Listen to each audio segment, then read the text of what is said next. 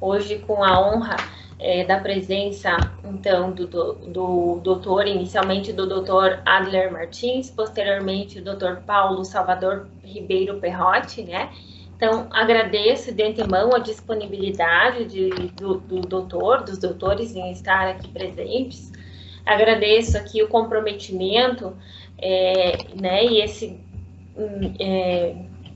inenarrável, como diria um professor de mestrado nosso, né? Essa inenarrável contribuição aqui do Klaus, né? Que fez os links, os contatos, está aqui auxiliando, coordenando aqui esses trabalhos juntamente comigo. Agradeço ao curso de Direito, ao Uniarp, os programas de mestrado, temos alguns colegas aqui também, do Júnior aqui presentes, né? O nosso coordenador, professor Heitor Coferi, todos os colegas aqui presentes, todos os acadêmicos, né? E de antemão já dou início aqui, o Klaus fará então a leitura do seu currículo, doutor, e a palavra daí já é do doutor logo em seguida. Então, muito boa noite a todos. Vamos, então, iniciar a primeira palestra dessa noite, que será com o Dr. Adler Martins, que é advogado com atuação em Direito Internacional, Tributação Internacional e Investimentos Estrangeiros, com experiência de trabalho em negociações na China, Índia, México, Estados Unidos, Argentina, Dubai e Inglaterra. Ele é bacharel em Direito pela Universidade Federal de Minas Gerais, UFMG, indicado ao Prêmio Rio Branco, e também com MBA pela Fundação Getúlio Vargas. Já servir, né, e algumas das atribuições as quais faz ou fez incluem secretário da Comissão de Direito Internacional da OAB Minas Gerais, fundador do Grupo de Estudos em Direito do Comércio Internacional da UFMG, representou a UFMG na Vis Arbitration Moot, realizada na Áustria, participou da Comissão de Defesa de Prerrogativas da OAB de Minas Gerais, professor de Contratos Internacionais e Direito Tributário Internacional no CEDIM Minas Gerais, professor da matéria Contratos Internacionais na pós-graduação CAD, Universidade Gama Filho, e editor do site Brazilian Law Blog. Já foi eleito como uma das principais fontes de referência em direito brasileiro para investidores estrangeiros. Agora eu gostaria de passar a palavra para o doutorado. Obrigado. Boa noite a todos, muito obrigado. Vejo que tem bastante gente aí. O áudio tá bom? Tudo ok? Perfeito, vamos lá. Então, gente, gostaria de falar hoje sobre a advocacia no agronegócio internacional. Ontem mesmo eu estava conversando com um grupo de alunos o seguinte: o agro hoje é o motor do Brasil, né? As exportações aí do agronegócio vão bater os 10 mil bilhões de dólares por mês, 120 até mais 150 bilhões de dólares no ano. E só que, apesar dessa importância toda, o Brasil não tem um corpo de advogados, um corpo de consultores suficiente para atender essa demanda. Por que eu digo que não tem? Porque se você for a um produtor rural hoje, ou a uma trading company de tamanho pequeno ou médio, certamente eles não têm um assessor para ajudar eles na parte internacional. Pode bater na porta de qualquer fazenda, pode ligar, você vai nas cooperativas que fazem exportação, a grande maioria não tem, sofre com isso. Eu não sei, Tiara, se tem, as pessoas podem participar, mandar perguntas, mas se alguém tiver algum comentário para fazer, pode fazer, ou tiver alguma história pessoal, porque isso é uma coisa que né, fica legal. É uma coisa que sempre me deixa muito espantado. Como que o agronegócio é importante, as exportações do agro são importantes, mas ao mesmo tempo a maioria das faculdades não trabalha, mesmo pós-graduação é muito difícil, e você não tem um corpo bom de profissionais formados em relação a esse assunto. Então vou falar aqui rapidamente, máximo meia hora, só para pontuar para vocês quais seriam os primeiros passos a se dar para entrar nesse mercado e como vocês podem iniciar uma carreira nessa área, tá? Em primeiro lugar, o mercado está aí enorme, eu acabei de falar os números, acho que não tem dúvida, deve crescer muito mais ainda, a expectativa é que a China aumente muito o consumo nos próximos 20 anos, que a África também aumente muito o consumo de soja, de açúcar, de carne, de tudo mais. Então, assim, não tem dúvidas de que o agronegócio brasileiro deve crescer, a demanda vai aumentar. Porque mesmo que a população do mundo, sei lá, chegue a 9 ou 10 bilhões e pare de crescer, ela vai enriquecendo. E conforme a população vai enriquecendo, as pessoas comem mais, e com mais açúcar, com mais aditivos, etc. Então, não há dúvidas de que a exportação do Brasil no agronegócio vai crescer. O problema agora é o seguinte: Quais são os motivos que impedem? Por que eu estou falando de uma oportunidade aqui que está escondida e ninguém sabe dela? Todo mundo fala assim, é meio esquisito, você fala isso aí, se fosse tão bom todo mundo saberia. Eu vou dar os motivos aqui, né, pelos quais eu acho que as pessoas acabam não sabendo disso, antes de falar como você pode entrar. Então, os motivos são, em primeiro lugar, a faculdade brasileira, de modo geral, ela trata o direito ambiental de uma maneira muito protetiva. Ela fala, não, temos que proteger o meio ambiente. Mas ela não fala muito do direito ambiental de uma maneira operativa. Fala, olha, como que a gente consegue proteger o meio ambiente e, ao mesmo tempo, explorar os recursos naturais, né? Produzir soja, produzir carne, etc. Bom, é assim, né? A maioria das faculdades, onde eu estudei, é assim, todas que eu verifico é assim. Então, acaba que a pessoa sai do curso com um viés ambientalista antiprodutor. E como ela sai com um viés ambientalista antiprodutor, ela não quer trabalhar para essas empresas. Ela acha que o fazendeiro é malvado, né? Resumindo, é isso. Então, aí, pronto, já tem um primeiro bloqueio. Em segundo lugar, é porque é muito difícil, na faculdade brasileira, você ter uma conversa aberta sobre questão de honorários e a advocacia como uma parte empresarial. Tanto que, por exemplo, se eu falo assim, olha, gente, é bom advogar no agro internacional, você vai fazer contratos, e normalmente esses contratos são cobrados honorário em dólar, porque é padrão internacional. Você vai estar falando com escritórios de advocacia internacionais, com bancos internacionais, né, bancos chineses, e normalmente você vai cobrar honorários, no mínimo ali, 100, 200, 300 dólares por hora, que em reais é um valor enorme, né? Você nunca tem uma conversa franca sobre isso nas faculdades, né? A advocacia como business. Mesmo as tabelas da OAB, eu comento isso muito com os meus alunos, ela não está apropriada para isso. Se você pega a tabela da OAB e olha lá contratos internacionais, a grande maioria não tem. Algumas não tem nem contratos, na verdade. Só fala assim, assessoria jurídica geral. As tabelas são muito focadas em ações consumidor, ações trabalhistas, né? Esse tipo de coisa. Alguns estados falam de assessoria contratual por hora, outros nem falam, só falam assim, consultas. Como se essa parte toda contratual, negocial, não existisse. Eu sou da Comissão de Direito Internacional do AB, né? É uma das coisas que a gente discute lá. Assim, não é um conhecimento que está aberto assim, à maioria dos advogados. A gente tem até chamar mais profissionais para a área. Então, esses dois elementos já geram um certo bloqueio. E o terceiro elemento que eu acho que contribui para isso, para as pessoas não saberem nessa oportunidade, é que os negócios internacionais, como movimentam muito dinheiro, eles tendem a depender muito de financiamentos. Então, o que isso representa, né? A parte internacional, você sempre tem um financiamento à exportação, um financiamento cambial, meios de pagamento internacionais, que são as famosas cartas de crédito, ou cartas de crédito stand-by, SBLCs, e acaba que esse tipo de negócio fica muito concentrado em bancos. Então, os advogados que vão para a área financeira, bancária, tributária, tomam conhecimento até desse jargão, desse vocabulário que eu estou falando aqui.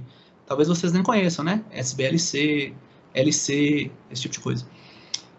Só que como é uma pequena parte dos advogados só que vai para essas áreas empresariais e tributárias, né? A grande maioria, pelo que eu vejo, é família, as áreas tradicionais, penal, etc.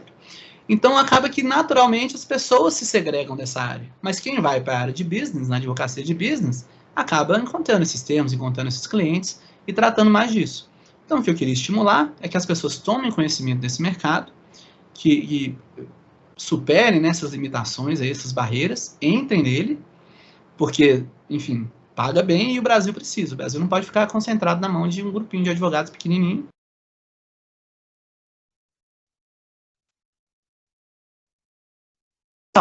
Inclusive, a maioria estudou em Londres e tal. O grande problema qual é? O grande problema é que no interior não tem. O estado que mais produz soja lá é Mato Grosso. Quantos escritórios de advocacia internacional tem em Mato Grosso? Pouquíssimos. Na verdade, eles ficam todos em São Paulo.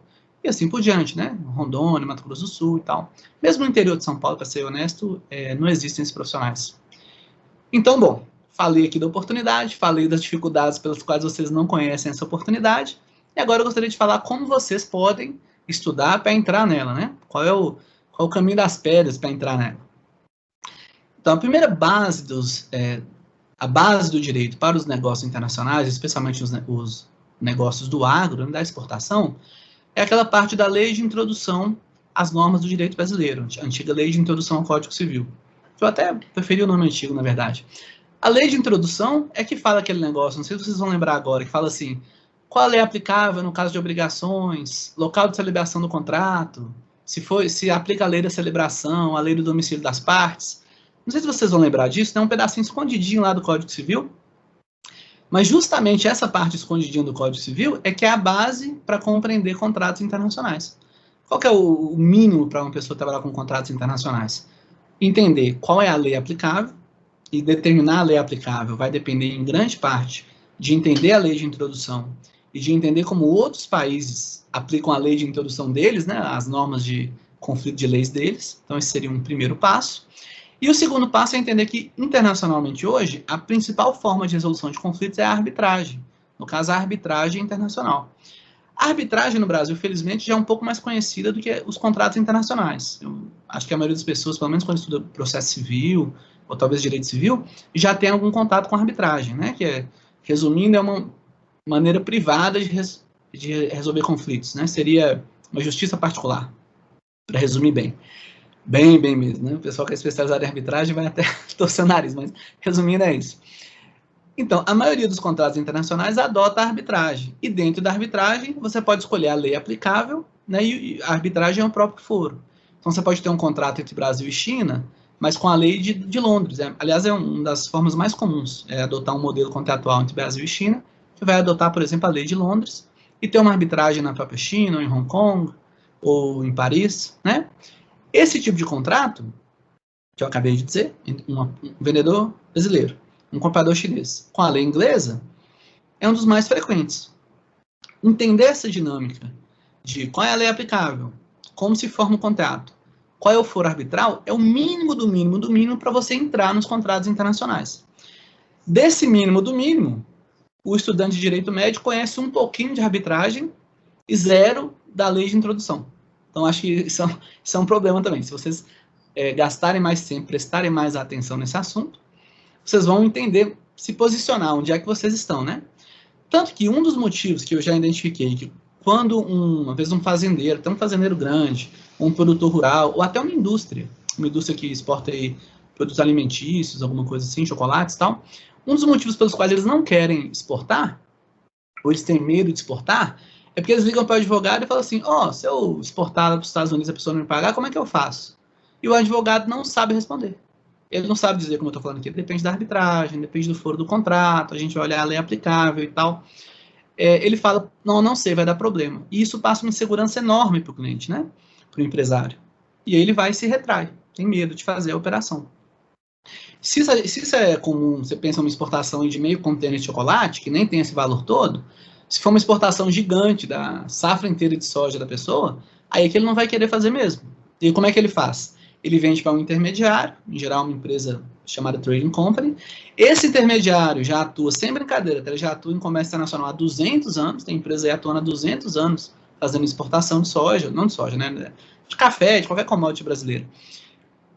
E aí essa empresa já sabe tudo, já tem um corpo de advogados dela lá formado em Londres, nos Estados Unidos, e ela compra aquela soja mais barato e exporta mais caro.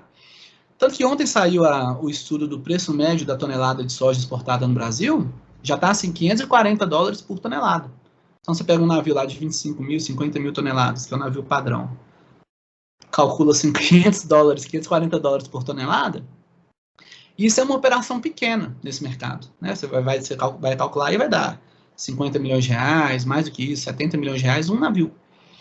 E o Brasil exporta um navio de 50 mil toneladas. O Brasil exporta 85 milhões de toneladas por ano só de soja, sem contar o resto. Então, assim, são negócios com grandes valores em jogo, para os quais faltam advogados capacitados. E capacitados, eu vou falar daqui a pouco mais de detalhes, outras coisas que vocês deveriam saber, mas a maioria não é capacitada nem para esse mínimo, que é a escolha da lei aplicável, né, a aplicação da lei de introdução às normas do direito brasileiro, a antiga lei de introdução ao Código Civil, e a própria lei de arbitragem no Brasil. Ok? Acho que está todo mundo posicionado aí, não é isso? Tem algum comentário, se alguém quiser abrir e fazer alguma pergunta, que agora eu vou entrar nas normas um pouco mais específicas. Ok? Beleza. Bom, além dessa parte toda básica que vocês vão estudar, o que mais que eu recomendo que vocês saibam para poder entrar bem nessa área? Existe a Câmara Internacional de Comércio, com sede em Paris, é o órgão mais famoso, talvez, internacionalmente, que trata de comércio. A Câmara Internacional publica periodicamente um livrinho com alguns tipos de cláusula contratual modelo, chamada Incoterms. Eu até tenho um livro aqui de 2010, até comprei quando eu estava lá em Paris. Os que estão em vigor hoje são os 2020. O de 2020 eu tenho um e-book, não vou ter aqui para mostrar para vocês, mas é muito parecido. Essas normas internacionais, chamadas de Incoterms, são, assim, o mínimo do mínimo para você poder conversar sobre comércio internacional. Por quê? Porque é elas que determinam o preço da mercadoria. Então, por exemplo, se eu vou falar que eu vou exportar soja, uma coisa é a soja na fazenda da pessoa. Outra coisa é a soja que o produtor rural já pagou o caminhão para levar lá do Mato Grosso até o Porto de Santos. É uma distância grande, né? E embarcar no navio. E outra coisa é a soja. Já no navio, você já pagou o frete e o navio já partiu, zarpou para a China. São 3 preços muito diferentes. Isso é um problema que existe desde sempre. Então, para padronizar isso, a Câmara de Comércio Internacional fez essas cláusulas padrão, que são chamadas Incoterms, que, por exemplo, se você for comprar a soja na fazenda da pessoa, seria um preço de soja ex-works, EXW. Se for para já embarcar no navio, seria soja FOB, ou FOB. E se for pagar já com a entrega na China, CIF, ou CIF.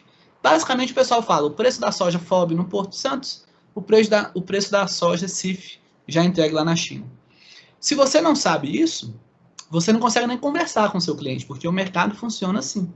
Claro que não são só esses 3, tem vários Incoterms, né, eles são bem detalhados e tal. Estou dando aqui uma visão bem geral. Mas se você tem conhecimento sobre isso, você já tem condições de conversar com o seu cliente e entender um pouco mais como é que o mercado funciona.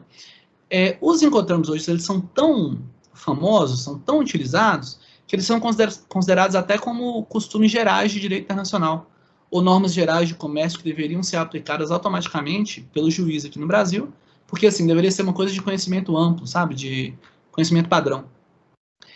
Dentro do mercado, realmente, não tem ninguém que opera no mercado, no primeiro dia a pessoa aprende. Agora, na faculdade de Direito, que é onde a pessoa deveria estudar mais isso, em geral não se estudam esses assuntos. Agora, nas pós-graduações, já se estuda bastante, graças a Deus, mas no meio do curso de Direito, não sei se vocês viram, né, mas normalmente não se vê. É até uma coisa que deveria mudar no currículo, colocar como parte lá, uma espécie de parte especial do Código Civil. Mas então, se você conhece...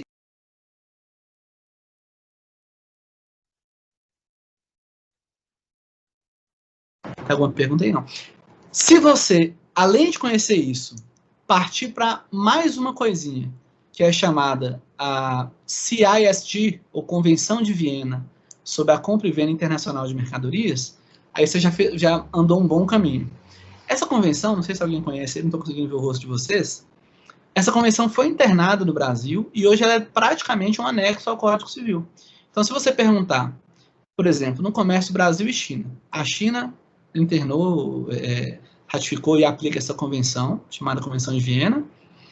Tem 200 convenções de Viena, né? Convenção de Viena sobre compra e venda de mercadorias, ou CISG em inglês, e o Brasil também.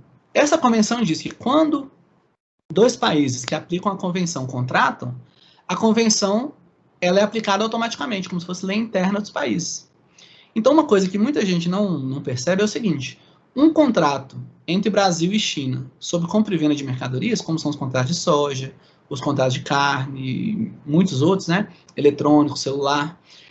Se você não diz nada, se você não tem uma cláusula arbitral dizendo que é direito inglês, se você não faz um contrato especial dizendo que é a lei chinesa, se você não diz nada, a regra, que você não precisa nem comentar, a regra aplicável diretamente a lei aplicável é essa Convenção de Viena, que já foi internada no Brasil, é um anexo do Código Civil. Ou seja, a lei brasileira e a chinesa sobre compra e venda são a mesma lei. Não precisa ter um advogado internacional, é só aplicar a lei nacional mesmo, que, por acaso, ela é igual para os dois. Isso, assim, a maioria dos advogados que eu pergunto isso, 99 em 100, ninguém nunca nem ouviu falar disso. Agora você pergunta assim, qual o principal produto que o seu país exporta? Produtos do agronegócio. Soja, tal. Eles são cobertos por essa convenção? São. Qual é o maior comprador? A China. Então, qual é a maior relação internacional de comércio que o seu país tem? Commodities, Brasil, China. E qual é a lei aplicável? A pessoa não sabe responder, sendo que tem uma convenção que é igual nos 2 países que regula esse assunto. Ela se chama Convenção sobre Compra e Venda de Mercadorias. Se você sabe disso, como eu estou falando para vocês agora, se você conhece as leis lá de introdução, arbitragem, os Incoterms, e conhece a Convenção de Viena sobre Compra e Venda Internacional de Mercadorias, você já tem uma boa base para poder trabalhar nessa área. Não é tão difícil, eu falei aqui basicamente, de lei mesmo que eu falei, foram 2 leis, uma Convenção Internacional e um livrinho aqui, né, da Câmara Internacional de Comércio, 4 diplomas, digamos assim, que, olha, 99%, se não for 99,9% dos advogados, não conhecem. Então, o básico do básico para atuar no comércio internacional do agronegócio seria conhecer esses 4 diplomas. E além deles, tem mais coisa? Tem bastante coisa. Por exemplo, a própria Câmara Internacional de Comércio, ela tem algumas normas sobre pagamento internacional, ou transações internacionais financeiras.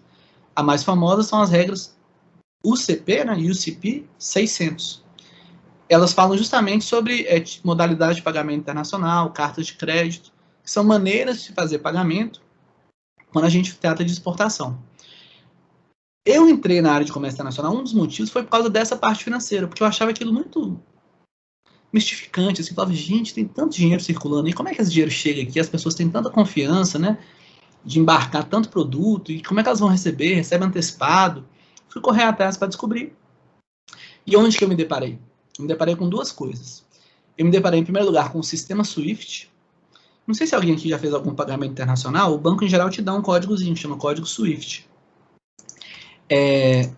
Esse código, o que é, na verdade? O SWIFT é uma associação privada, sediada lá na Europa, que conecta os bancos, uma espécie de um e-mail privado entre os bancos. E cada banco ganha um endereço de e-mail, que é o SWIFT, o código SWIFT, é um código lá alfanumérico, e com isso eles conseguem se comunicar. Antigamente, como se fosse por um telégrafo, né? E hoje por um sistema eletrônico. Esse método de comunicação SWIFT, ele transmite contratos entre os bancos, na verdade, mensagens eletrônicas entre os bancos. Uma das mensagens que ele transmite é a chamada carta de crédito. O que é a carta de crédito? É assim, o produtor de carne aqui no Brasil quer exportar para a China. O chinês não quer pagar antes de receber a mercadoria e o brasileiro não quer embarcar antes de receber o dinheiro. Isso é normal. O Banco da China manda uma carta de crédito que é similar a um cheque administrativo, é uma ordem de pagamento assim, irrevogável. A carta de crédito, por exemplo, Itaú aqui no Brasil. A carta de crédito diz assim: Itaú, se o vendedor fulano de tal colocar um contêiner de carne congelada no navio até dia 30 aqui de outubro, tem esse pagamento aqui para você. Aí o produtor aqui brasileiro vai no navio, né, vai até o navio, entrega a mercadoria, pega o comprovante de que ele entregou a mercadoria e leva no Itaú, o Itaú fala com a China, China aqui, ó, realmente o cara embarcou. O banco da China não é o comprador, tá? O próprio banco, com responsabilidade pessoal, manda o dinheiro para o Itaú manda o dinheiro para o vendedor. Eu tô falando aqui Itaú, pode ser qualquer banco, né, gente? Esse sistema de carta de crédito é a principal forma de pagamento. E ela é regida por algumas normas, entre elas essa norma da Câmara Internacional de Comércio, a UCP 600. Então, quando você vai conversar com um exportador, normalmente qual é a principal preocupação dele? Doutor, estou vendendo FOB ou CIF, né? Estou vendendo um navio, ou já estou contratando frete até a China, e quero receber antecipado ou por carta de crédito. Se você falar com ele assim, eu tenho total segurança de trabalhar com carta de crédito, eu conheço as regras que regem isso. Eu conheço os Incoterms, eu sei como é que é um contrato FOB, como é que é um contrato CIF. Eu sei qual é a lei que rege o comércio Brasil-China, que é a CSD, que é, entre aspas, não, por acaso, lei brasileira. Você vai passar essa segurança para o seu cliente e vai conseguir fechar essa transação, né? Completar essa transação. Agora, se você não souber nenhuma dessas coisas, é o contrário, você vai passar insegurança para o seu cliente. E, além de não fechar o negócio, ele também não vai querer fechar, vai querer vender aqui internamente no Brasil. E tudo isso que eu estou dizendo para vocês, eu estou colocando assim de uma maneira bem estruturada, mas qual que é a dificuldade no mercado? A dificuldade é, as pessoas que em geral trabalham com isso não dominam as leis sobre isso. Então, por exemplo, o intermediário de soja, a pessoa que vende frete, muitas vezes até o gerente do banco, que só recebe o sistema SWIFT, ele não entende bem que por trás daquilo tem uma norma da Câmara Internacional de Comércio. O próprio pessoa que vende frete, às vezes, não conhece os detalhes dos Incoterms. O exportador não sabe, muito menos, né, vai saber, o fazendeiro vai saber que existe uma Convenção Internacional de Viena, que rege o comércio Brasil-China. Então, o papel do advogado no agronegócio hoje, eu acho que é fundamental, porque ele é o profissional, a meu ver, o profissional mais capacitado para integrar tudo isso. Porque o cara que é economista, trabalha no banco, ele está preocupado com a área financeira, né, o pagamento, a variação cambial, mas ele não vai preocupar com as responsabilidades civis, com questão de multa, falta de pagamento, lei aplicável, se eu precisar entrar na justiça, onde é que eu vou, como é que eu faço, documentação, qual é a língua do contrato, vários detalhes, ele não tem como fazer. Só o profissional que tem como ver tudo isso é o profissional que está de fora. E quem é que está de fora da operação vendo tudo?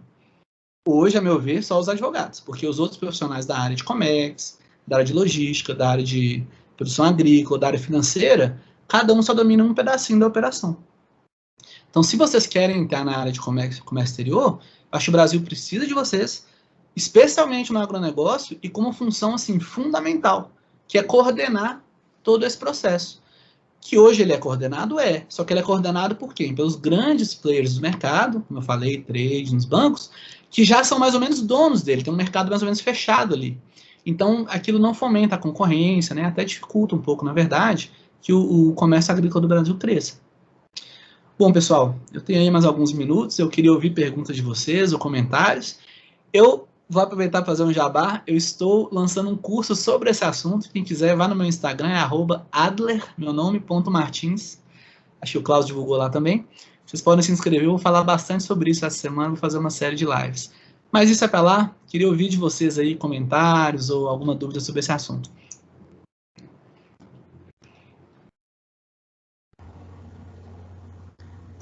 Pessoal, podem perguntar sem timidez. Aqui temos uma pergunta do Roberto. Professor, o senhor comentou de ser muito fechado. Deixa eu explicar melhor isso. Na verdade, o mercado em si é aberto. Se você for a uma câmara de comércio, ou a um produtor de soja, ou a uma cooperativa, ou mesmo a um banco, e falar, olha, eu conheço esse assunto, quero te ajudar, você em geral é bem recebido. Eu falo isso porque eu sou assim, eu sou do interior de Minas Gerais, vim a Belo Horizonte estudar, assim, não sou de família tradicional nessa área e tal, e foi super bem recebido pelo mercado. E eu vejo também as pessoas que trabalham comigo, né, estagiários e tal, não tem essa barreira nesse sentido. Quando eu disse que o mercado é fechado, eu queria dizer o seguinte, como tem poucas pessoas especializadas na área, essas pessoas recebem dinheiro, bem, em geral vão trabalhar em grandes empresas, ele é fechado no sentido que a pessoa comum, o cliente, não acha prestadores de serviço, entendeu? Por exemplo, digamos que tem um parente seu exporta soja. Se ele for perguntar para alguém como que ele faz para exportar, ele vai custar achar. Ele vai ter que ir para um escritório grande em São Paulo. Ele não vai conseguir ligar, por exemplo, para alguém que está aí na plateia, dificilmente, né? Vai ligar e falar assim, tem um estudante de direito aí, pode me explicar? Se fosse uma questão de família, trabalhista, né? Almoço de família de domingo, pergunta para o estudante de direito, ele fala penal, qualquer coisa assim, briga de condomínio, mas nessa área não tem.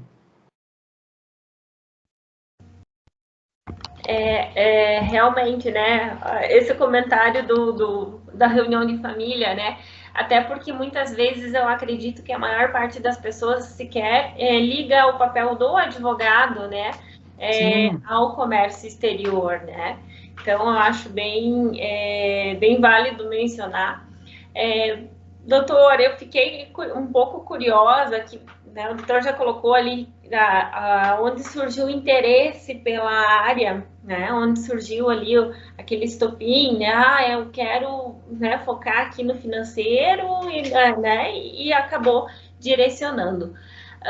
Mas pudesse compartilhar, eu sei que o doutor não tem tempo, acho que tem outro compromisso daqui a pouquinho, mas assim, como que foi a tua experiência profissional nesse dia, né? Como que se direcionou, estagiou em algum lugar, foi depois do Claro. Eu sempre gostei da área internacional, mas quando a gente entra na faculdade, a gente não tem uma noção muito clara, né? Então eu entrei mais ou menos como todo mundo, falei assim, eu acho que vai ser diplomacia, que era a única referência que eu tinha, na verdade, de direito internacional. Aí depois, conversando com o pessoal de Comex, e com até um colega meu de faculdade que tinha feito intercâmbio na Índia, eles falaram assim, olha, precisa de direito internacional no comércio, eu não sabia, eles foram me explicando, eu fui achando aquilo interessante. E aí começaram as dúvidas específicas, né? Falei, você não gosta de internacional? Eu tô com essa dúvida aqui, como é que faz isso, como é que faz aquilo? Aí eu fui me inteirando. Por sorte, logo no início do curso, terceiro período, eu fui estagiar com um advogado muito bom, que inclusive ele morou no Iraque, ele foi representar a Mendes Júnior quando ela foi construir lá a infraestrutura do Iraque, há muito tempo atrás. Então eu sabia tudo de comércio internacional, tinha um inglês perfeito, E ele me ensinou muita coisa. Então, a partir daquele... Eu já tinha interesse, né? Já estava estudando. E a partir daquele estágio eu fui vendo que é um mundo amplo. Que, inclusive, na minha opinião, você usa mais direito internacional na área comercial, na área privada, do que quem vai ser diplomata. Porque quem vai ser diplomata tem que cuidar muito do direito administrativo, né? Burocracias internas aqui do Brasil e tal. E se você vai para o internacional do comércio, é direito internacional 24 horas por dia.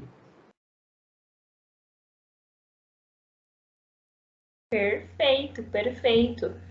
Algum comentário, alguma pergunta? A questão do direito internacional é bem interessante. Quando nós começamos a trabalhar, a estudar nessa área aqui, né, a gente fica... confesso, na minha graduação eu não tive direito internacional, né, anos atrás. E hoje, quando se trabalha, assim, realmente a visão que se tem, a visão que eu tinha antes de conhecer o direito internacional também era essa, né? Claro. Não era uma visão tão ligada ao ramo contratual, à questão da arbitragem, ficava mais no plano de, né, o que eu vou fazer para tirar um visto, para, né? Então, assim... Isso. Mas eu acho que uma das coisas que a pandemia trouxe, até a minha esposa cunhou esse termo, eu tenho que agradecer a ela. Ela falou assim, que o direito que vale hoje é o direito internacional. É verdade. Porque, por exemplo, toda essa questão da pandemia, o que é que falou? As recomendações do OMS, as regras internacionais de viagem, né? Que acabaram valendo mais no Brasil e em todos os países do mundo do que o próprio direito interno. Então, isso foi um caso extremo. Mas se você olhar em quase tudo hoje, por exemplo, o Brasil exporta lá, tem uma corrente de comércio grande, 250, 300, 400 bilhões de dólares por ano. Quase toda essa corrente de comércio é regida por quê? Por normas internacionais, como essa que eu falei, né? O CP 600 e tal. Ou seja, uma boa parte do PIB é comandada por normas internacionais, que valem aqui, a gente falando que é dinheiro grosso, dinheiro grande, né? Negócios muito importantes, que valem mais do que o Código Civil. Na verdade, é assim que funciona. Então, o direito internacional hoje ele está realmente entranhado nas coisas. Não tem como você trabalhar em negócios importantes sem ter conhecimento dele. Perfeito, perfeito. Quem tiver, eu vi que uma pessoa comentou aqui, quem tiver interesse em estágio no escritório, essas coisas, entra lá no meu Instagram, participe do curso que eu estou lançando. Tem muita demanda nessa área, gente. Inclusive que eu não dou conta no escritório, eu estou até fazendo parcerias em outros estados, principalmente ali no norte e tal, e no centro-oeste. Então, quem tiver interesse, por favor, me siga lá. Aí, Felipe, uma oportunidade, então. Legal. Muito bom. Alan Duardo comenta aqui, doutor, acredito que essas vendas diretas do produtor acontecem com produtores muito grandes que já possuem infraestrutura e capital de giro. Os de 1.000 hectares até uns 15.000 hectares dificulta porque geralmente estão amarrados a contratos fechados, financiamento, venda fechada, etc. Geralmente, diretamente com as próprias multinacionais. Pergunta, essa área é aberta a produtores menores também ou é mais restrita às grandes cooperativas? Ótima pergunta. A última resposta, vou ter que responder rapidinho. Isso aí, tá, pessoal? Já agradeço demais pela atenção de vocês, pelas perguntas. Se puderem, me sigam lá no Instagram. É assim, o mercado hoje, da maneira como ele está, ele facilita mais para os players grandes, para os grandes produtores. Mas, por exemplo, as cooperativas, quando você falou aqui grandes cooperativas, na verdade, as grandes trading companies é que dominam mais o mercado. E as cooperativas são uma forma que os produtores menores estão achando para exportar diretamente. Conforme o mercado está se abrindo, e tem se aberto muito nos últimos anos, os produtores menores também vão começaram a ter acesso a financiamento internacional e as próprias cooperativas regionais, né? E conseguem exportar. Tanto que hoje as exportações por cooperativas já estão ali competindo com as trading companies. Um dos motivos que eu acho que o mercado ainda é concentrado é porque não tem profissionais para atuar. Agora, se igual vocês se formarem nessa área e começarem aí aos produtores rurais, falarem, olha, para exportar é assim, assim, assim que você faz, tenho certeza que vão conseguir. Tanto é que os produtores rurais das áreas que não são tão concentrados tradicionalmente, produtores de fruta, até de maçã, tem gente exportando maçã para a Índia, sabia? Maçã, banana, produtores de frutas, compotas, geleia, tudo isso, conseguem exportar sem ter grandes intermediários. Por quê? Porque eles já foram diretamente nos compradores finais, por meio de feiras internacionais, essas coisas. Isso é uma área muito bacana, a gente vai crescer muito. Perfeito, doutor. Obrigada.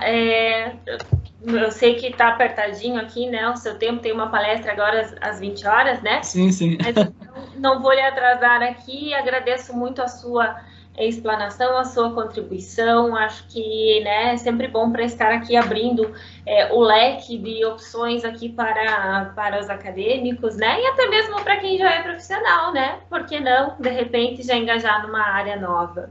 Com certeza. Doutora Adler, muito obrigada. Agradeço imensamente a sua contribuição, a sua disponibilidade, tá? Estar aqui graciosamente nos auxiliando. Obrigado, Tiara, por essa oportunidade de estar aqui conversando com vocês. Para mim, eu aprendo muito, eu adoro esse contato. Pena que a gente não tem mais contatos pessoais, né? Mas é bom que a gente consegue atingir mais pessoas com o modo virtual e fazer novos amigos. Então, acho que isso que é o mais importante, a gente poder. Abro aqui o meu canal, né? Eu debato, adoro debater assuntos. Fique à vontade para a gente se conversar nas mídias sociais.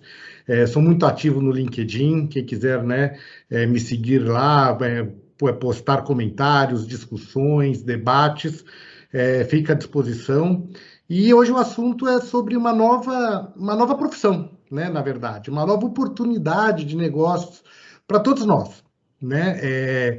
E todos nós, democraticamente, não precisa ser advogado, não precisa ser tecnólogo, mas uma pessoa, no mínimo, estudiosa. E acho que todos nós que estamos às 8 horas e 27 minutos em uma quinta-feira, eu acho que todos nós somos bem quarta-feira, né? Ainda somos bem estudiosos. Então, o que está acontecendo no mundo, né? Cerca de mais de 65% do mundo capitalista mundial já tem uma lei ou uma legislação, né, voltada para a privacidade de dados.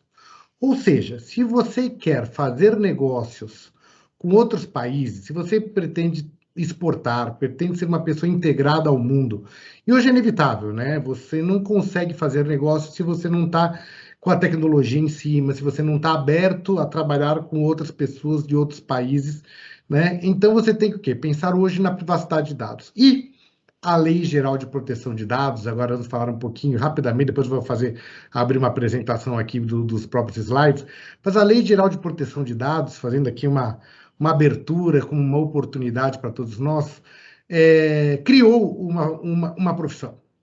E essa profissão é a famosa encarregado de dados. A lei ela foi publicada em 2018, né, entrou em vigor dia 18 de setembro de 2020. E eu digo que 18 de setembro tem duas coisas muito importantes que aconteceram no mundo. Primeiro deles, né, é a Lei Geral de Proteção de Dados, né, dia 18 de setembro, e o outro é o meu aniversário. Então, né, todo mesmo dia do meu aniversário, ganhei como presente a entrada em vigor da LGPD, o que eu fiquei muito feliz, porque eu já trabalhava com isso há aproximadamente 5 anos, né, com privacidade de dados, com projetos, né, de implantação de governança de dados, e no dia do meu aniversário ganhei como presente, né, esse grande, né, realmente a homologação, né, colocar em vigor de verdade a privacidade de dados no Brasil. Né? E por que isso é importante? Importante para todos nós.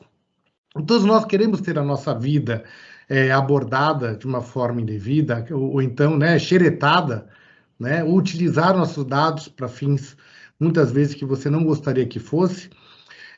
Eu vou fazer uma pergunta aqui para a doutora Tiara. Doutora Tiara, você já sofreu alguma infração de dados? Olha, eu acredito, doutor, que todos os dias, de alguma forma, nós sofremos, né? No próprio contato no celular, que você não sabe de onde as pessoas conseguiram o teu número, de que forma que eles estão te ligando, que eles sabem os seus dados. E só por curiosidade aqui, né?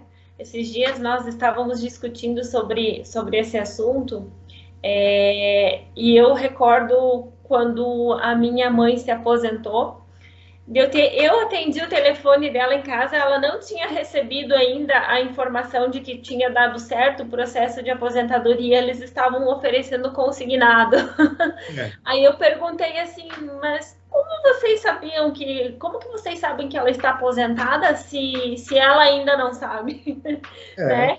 E aí desligaram o telefone. Então eu vejo que no dia a dia isso é bem comum, né? Todos nós, é isso mesmo. Todos nós sofremos quase todo dia infrações de dados, né? Aquele pessoal ligando, te oferecendo plano de saúde, oferecendo plano de celular. Tudo isso, na verdade, né? Eu sempre digo o seguinte: numa situação dessa, você tem que fazer as perguntas que a doutora Tiara falou. Da onde você tira os dados? Com que base legal você está entrando em contato comigo? Da onde você é? Né? E aí sim, você pode criar aqui até uma composição de provas até para fazer uma denúncia. Né? Existe o quê? Existe uma autoridade que foi criada também pela Lei Geral de Proteção de Dados, chamada Autoridade Nacional de Proteção de Dados, né? Que você pode denunciar uma infração, né? Numa situação dessa, você pode coletar as provas, entrar em contato com a autoridade e denunciar. Então, hoje você já tem, né? Funciona muito parecido com a Anatel, né? Para telefonia, né? Quando nós temos um problema com uma linha telefônica, para que a gente recorre quando a gente não consegue na empresa e ainda tenta administrativamente, né, antes de entrar no judiciário? Entrar em contato com a própria Anatel. Então, mesma coisa, se você sofrer uma infração de dados, tenta resolver com a empresa. Se ela não resolver, aí sim você pode, né, escalar para a Autoridade Nacional de Proteção de Dados, que ela tem por obrigação fazer uma auditoria na empresa e reportar a você, né, a sua demanda. Então, isso é o que temos, né, de um projeto, né, muito bacana, e tem muitos estudiosos que entendem que esse vai ser o novo Código de Defesa do Consumidor. Né? Tanto que a alteração da própria legislação canadense, vamos falar aqui da PIPEDA, né, que é a legislação canadense de proteção de dados, ela fala de direito do consumidor de dados pessoais. Então, veja que no Brasil o escopo é um pouco mais amplo, né? E a canadense, ela entra mais para o lado do direito do consumidor, dos dados que você circula como consumidor. Então, a primeira característica que a gente pega de diferenciação entre Brasil e Canadá é essa questão da amplitude. O Brasil fala sobre uma amplitude maior sobre a proteção de dados. Então, entra o quê? Entra os dados pessoais do cliente, do empregado, né? Cerca de 40% das demandas hoje judiciais voltadas para a privacidade de dados decorrem de reclamações trabalhistas. 40%. Então, é bastante, o número é bem alto.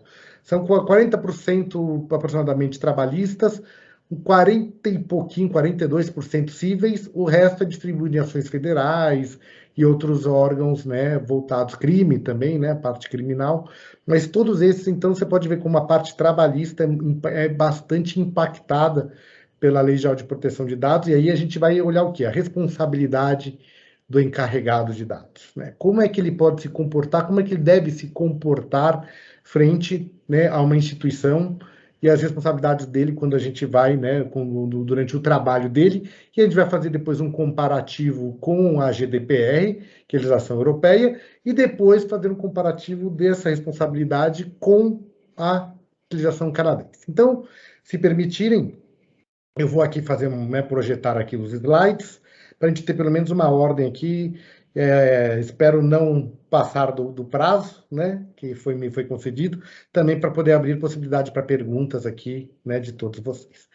Então, aqui eu falei um pouquinho, né, já foi lido aqui o meu currículo, né, agradeço aí o Dr. Cláudio pela apresentação, né, e eu também adoro mídias sociais, então eu gosto também de ficar xeretando a vida dos outros, como eu também permito ser xeretado, né, então pau que bate em Chico, bate em Francisco. Então, fique à vontade, eu tenho uma conta no LinkedIn, tenho uma conta no Twitter, no Instagram e no Facebook. Então, todos eles fiquem à vontade para xeretar minha vida aqui, que minha vida é uma vida, tem que ser uma vida pública, não tem jeito. A gente é monitorado de qualquer jeito, então aceita que dói menos. Então, eu aceito logo que eu sou monitorado e pronto, e aí não tenho mais nenhum tipo de dor, nenhum tipo de restrição. Então, minha vida é um livro aberto. Esse aqui é muito interessante, eu tirei, né, a última vez que eu viajei para o Canadá, né, porque depois fecharam-se as cortinas, né, por causa da Covid, foi em 2019, né, foi aqui em setembro de 2019, que eu tirei essa foto foi tirada por mim, né, do jornal de Toronto, falando sobre que o Canadá está enfrentando uma demanda massiva de profissionais de cibersegurança. Havia aberta nessa notícia, dizia que tinha aberto 50 mil vagas de cibersegurança no Canadá naquele exato momento.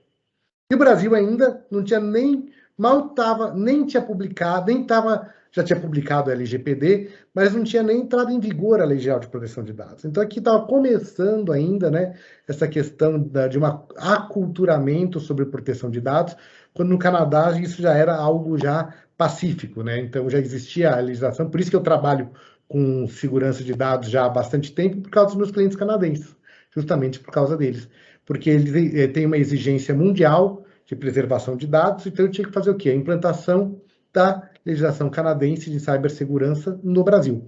Então, por isso que eu acabei, né, me aprofundando um pouco na legislação canadense de proteção de dados, justamente pela implantação e porque faltava profissionais também, né, no próprio Canadá voltados para a cibersegurança. Lembramos também, né, que uma implantação de dados, um encarregado de dados, não consegue fazer um trabalho em 24 horas. Ele não é milagreiro, não é pai de santo, não tem jeito, né? É um trabalho de longo prazo, não adianta... Eu digo o seguinte, quem trabalha com privacidade de dados só tem data para começar, não tem data para terminar. Porque a segurança, quando a gente fala de segurança, é que nem a segurança da nossa vida, dos nossos filhos, do nosso carro, tem que estar sempre a manutenção sendo feita, porque, né, você não vai andar com pneu careca, né, um carro sem freio. Mesma coisa com a nossa vida privada e mesma coisa com a nossa profissão, né, com os equipamentos que nós utilizamos. Então, esse é o trabalho do dia a dia, tem prazo para começar e não tem prazo para terminar. Então, quem trabalha com cibersegurança, né, ou privacidade de dados, ou a terminologia que você gostar mais, que você tem mais afetividade, vamos dizer assim, o importante é saber o seguinte, é um trabalho de longo prazo. Você não consegue... E uma coisa também que todo mundo pergunta, uma vez que eu fizer todas as implantações, eu vou estar 100% seguro? Você tem que dizer que não. Mesmo tendo feito todas as implantações, todas as governanças, ter comprado as melhores tecnologias para você se precaver em uma infração de dados, você não tem 100% de segurança. E a lei reconhece isso, tá? Isso que é bacana. A lei fala o seguinte, que você tem que tomar atitudes preventivas e corretivas em uma infração de dados. Ou seja, você tem que tentar evitar ao máximo que aconteça uma infração, e depois que acontecer a infração, você tem que também mitigar essa infração da melhor forma possível, de forma rápida, eficiente, enfim, né, da melhor forma possível. E temos aqui vários exemplos no Brasil, né? Veja o exemplo das lojas Renner, que foi um dos grandes exemplos aqui de uma infração de dados que aconteceu, né? Houve um hackeamento dos servidores de comércio eletrônico das lojas Renner, e eles ficaram 3 dias fora do ar. 3 dias perto do impacto que eles tiveram, do que aconteceu, é muito rápido. Os estudos dizem que para retomar a tecnologia, comparado ao que a infração que eles foram acometidos, seria de no mínimo 7 dias. Então eles conseguiram restabelecer todo o comércio eletrônico em menos da metade do tempo que era previsto, utilizando as melhores técnicas do mundo. Então veja como eles foram bem eficientes, e é isso que a gente fala. Se houver uma infração, como você vai reagir a essa infração? Porque ninguém está alheio a sofrer uma infração de dados. Vejam nós mesmos que todo dia sofremos infrações de dados, e eu já sofri várias, desde mais simples das ligações, até mesmo, né, uma ligação de um hospital. Eu tinha feito uma cirurgia, né, tinha tirado a vesícula, e na semana que eu tinha tirado a vesícula, ligaram, né, passando-se ser do hospital, tentando, né, passar uma conta de uma ocorrência durante a cirurgia, que teve um gasto adicional, e estavam tentando cobrar com um boleto mandado para o meu e-mail. Então, ou seja, sabia exatamente quem era o meu médico, a cirurgia que eu tinha sofrido, né? Exatamente, tinha todos os dados. Obviamente que esse tipo de informação só tem de um lugar que vazou, que é o hospital. Não tem outro lugar para vazar. E o médico não vazaria esse tipo de informação. Então, obviamente que o hospital teria que se responsabilizar por esse tipo de infração, mas isso foi antes da LGPD, então não pude fazer nada na oportunidade. Mas esse é o tipo de infração que a gente pode sofrer, né, e vem de algum lugar. Então, em uma questão dessas, você tem o quê? Tem um indício de uma infração. Denuncie. né? Então, esse fica um dos recados que a gente tem para melhorar o mundo, né? Fazer com que o mundo se torne mais seguro. Elos mais seguros voltados para a tecnologia. Aqui também eu gosto muito desse caso aqui, que foi o pagamento da indenização do Netshoes, né? Quer dizer, foi feito um termo de ajuste de conduta, né? Isso antes da lei entrar em vigor. Veja que em 2018, esse termo de ajuste de conduta foi assinado em 2019, quer dizer, então muito antes da lei entrar em vigor, da Lei Geral de Proteção de Dados entrar em vigor, e esse termo de ajuste de conduta feito do Ministério Público com o Netshoes, referente a vazamento de dados, foi 100% baseado na LGPD. Então, a gente tem aqui as primeiras aplicações da Lei Geral de Proteção de Dados, mesmo antes da vigência da lei. Então, quando a gente tem... Aqui entra também já uma dica para quem for trabalhar como encarregado de dados. Não achem que você só tem 2 interlocutores para responder, né? A Lei Geral de Proteção de Dados fala em 2 interlocutores. Fala em quê? Autoridade Nacional de Proteção de Dados, que você tem que se reportar para a Autoridade Nacional de Proteção de Dados, e tem que responder a um titular do dado quando ele solicita uma informação. Mas veja que, se houver uma infração de dados, o Ministério Público falou que ele vai diligenciar, Polícia Federal pode diligenciar, Polícia Civil pode diligenciar. Então é o seguinte, até institutos voltados, por exemplo, à proteção de consumo, né, de relações de consumo, como o IDEC, também pode, PROCON também se pronuncia, também faz investigações, CPI, né, que está na moda aí. Então veja com a quantidade de interlocutores que o encarregado de dados vai ter que trabalhar e vai ter que gerenciar crise, e não é só com 2 pessoas só. Você tem várias entidades e vários, né, que a gente chama de stakeholders, né, de administração e gerenciamento de crise. Então, muito cuidado, né, quando todo mundo fala assim, é um trabalho muito tranquilo ser encarregado de dados. Não é. Eu já vi escritórios de advocacia oferecendo serviços de encarregado de dados por R$800. Se eles soubessem a gravidade disso, de assumir uma responsabilidade dessa por R$800, eu acho que eles não ofereceriam. Hoje, certamente, esse escritório está subdimensionando o risco de trabalhar como terceirizado, né, oferecendo um serviço de encarregado de dados. Então, isso é assustador. Existe um mercado, sim, mas existe um mercado de profissionais muito mal preparados e que não conhecem o verdadeiro perigo, que é você ter que gerenciar uma crise e, eventualmente, você atuar, e aqui a gente entra com termos técnicos jurídicos, e você atuar com negligência, imprudência ou imperícia, né? Porque você se torna culpado de uma infração de dados. E quando você se torna culpado, aí você tem o quê? Um dever funcional de atuar de uma forma, sendo que você não atuou da forma como deveria. E aí entra a questão da culpa, que a gente vai comentar um pouquinho depois sobre isso, tá bom? Eu gosto muito também desse depoimento, né, do Anderson Mota, que é um profissional de cibersegurança do Citibank, que ele diz o seguinte: estar sob ataque não é uma situação, um evento específico, é uma constante. Trata-se do como e quão frequente estamos sendo atacados. Então, aquele que acha que não é atacado está com algum problema, né? Eu digo o seguinte: qual é o maior risco que existe de acontecer? Por dia, uma pessoa entrar na tua empresa com um palito de fósforo e um tonel de gasolina, ou o teu servidor ser atacado? Certamente o teu servidor será atacado. Ninguém entra com um tonel de gasolina e um palito de fósforo por dia, né, e vai tentar colocar fogo na tua empresa. Então, daí a gente depreende algumas conclusões. O que é melhor? Você ter um seguro contra ataques cibernéticos, que isso pode acontecer e certamente existe uma boa chance de acontecer com a tua empresa, ou assinar um seguro contra incêndios. Então, por aqui a gente começa já a dividir aqui as questões, e se você fizer uma análise na tua empresa onde você trabalha, né, se você trabalhar, né, não em escritório, também escritório de advocacia, dependendo do tamanho, pergunte para o gestor de tecnologia quantas tentativas de ataque tem por dia. Ele vai te relatar. E não são algumas, não. São centenas ou milhares de ataques.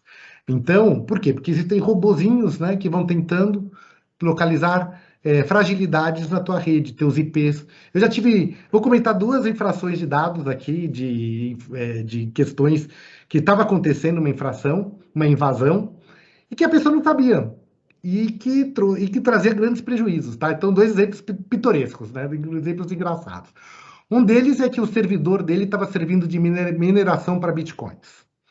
Então, por quê? Porque a porta IP estava aberta, né? Então, identificava o IP, utilizavam o servidor dele para fazer mineração de criptomoedas. Mineração é certificações, né? Então, utilizar as certificações numa tecnologia chamada blockchain. Não sei se todos aqui estão mais familiarizados com essa tecnologia, mas o que o blockchain faz? São milhares e milhares de servidores certificando e atestando transações. Então, o computador dele era utilizado indevidamente para esse tipo de certificação de transações, e a performance do computador dele, obviamente, que ficava muito abaixo do que era necessário. E aí, uma vez que ele corrigiu isso, a performance do computador dele voltou a ficar boa.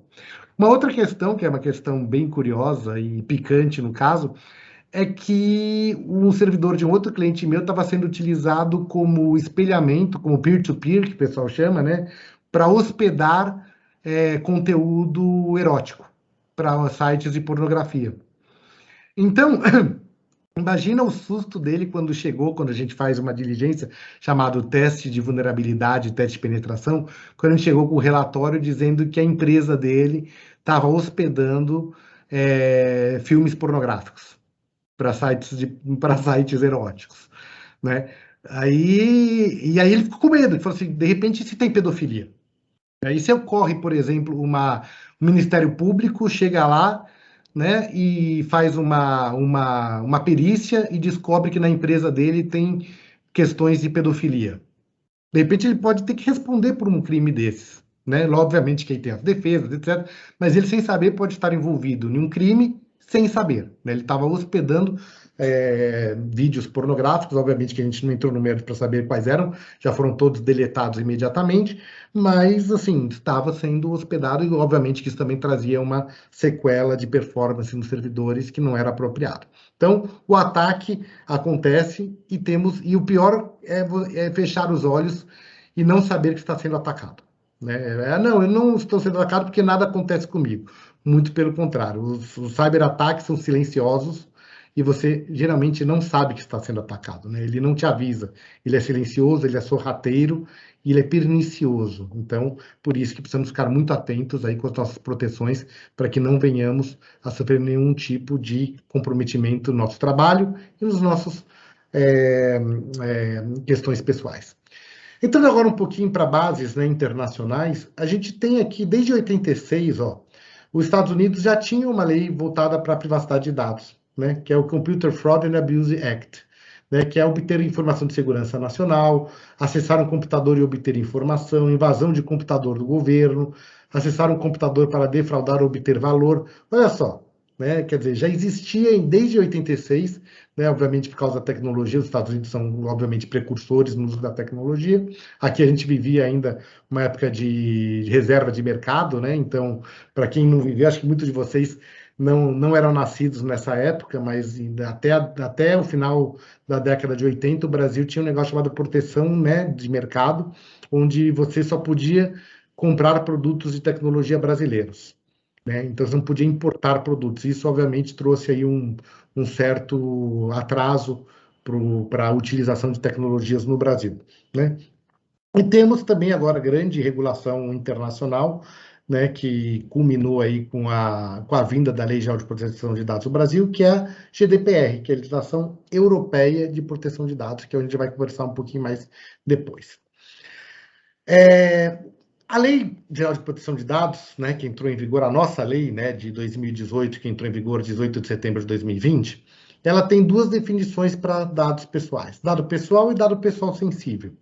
Dado pessoal sensível, ela tem uma característica de uma proteção muito maior e ela é voltada para esse tipo de dado aqui, de origem racial, étnica, convicção religiosa, opinião política, filiação a sindicato, organização de caráter religioso, filosófico ou político, dado referente à saúde ou à vida sexual, dado genético ou biométrico, quando vinculado a uma pessoa natural.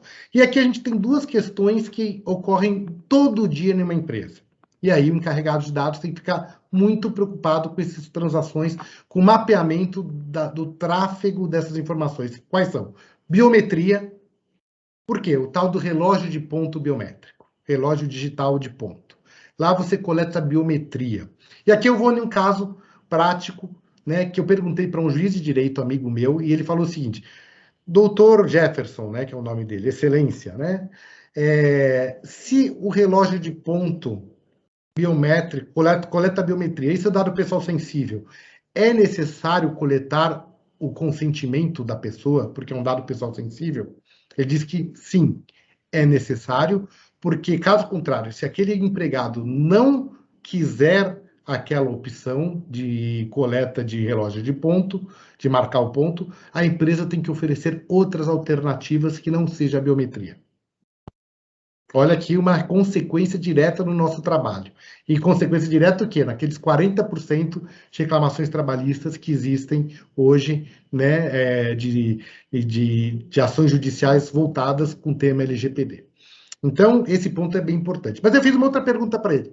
Mas, excelência, e se a gente colocar biometria no relógio de ponto como segurança da informação patrimonial, ou seja, atestar que aquela pessoa entrou, então não é mais um relógio de ponto, ele se torna um certificador de presença, onde ele está atrelado a uma questão de segurança da informação. Ela falou assim, aí é outro aspecto, estou falando de segurança patrimonial, aí você não precisa pedir consentimento.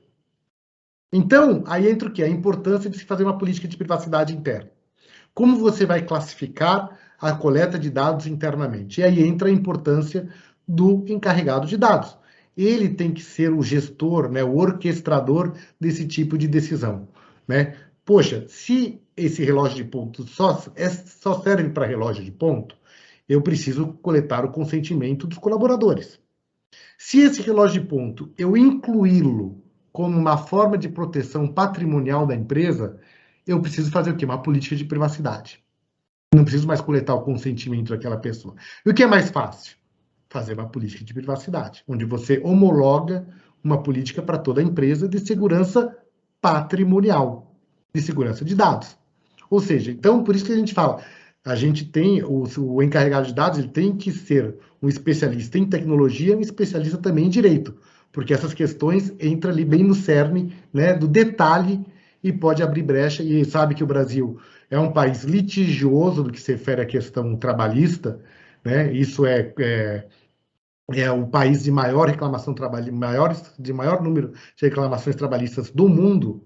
Então a gente já tem aqui que se atentar muito para as relações internas, né? Olhar para dentro da empresa e identificar. E todo mundo pergunta para mim também, mas Paulo Perrotti, eu sou uma empresa B2B, eu só vendo para outras empresas, eu preciso me preocupar com infração de dados, com a LGPD? Isso aconteceu comigo hoje.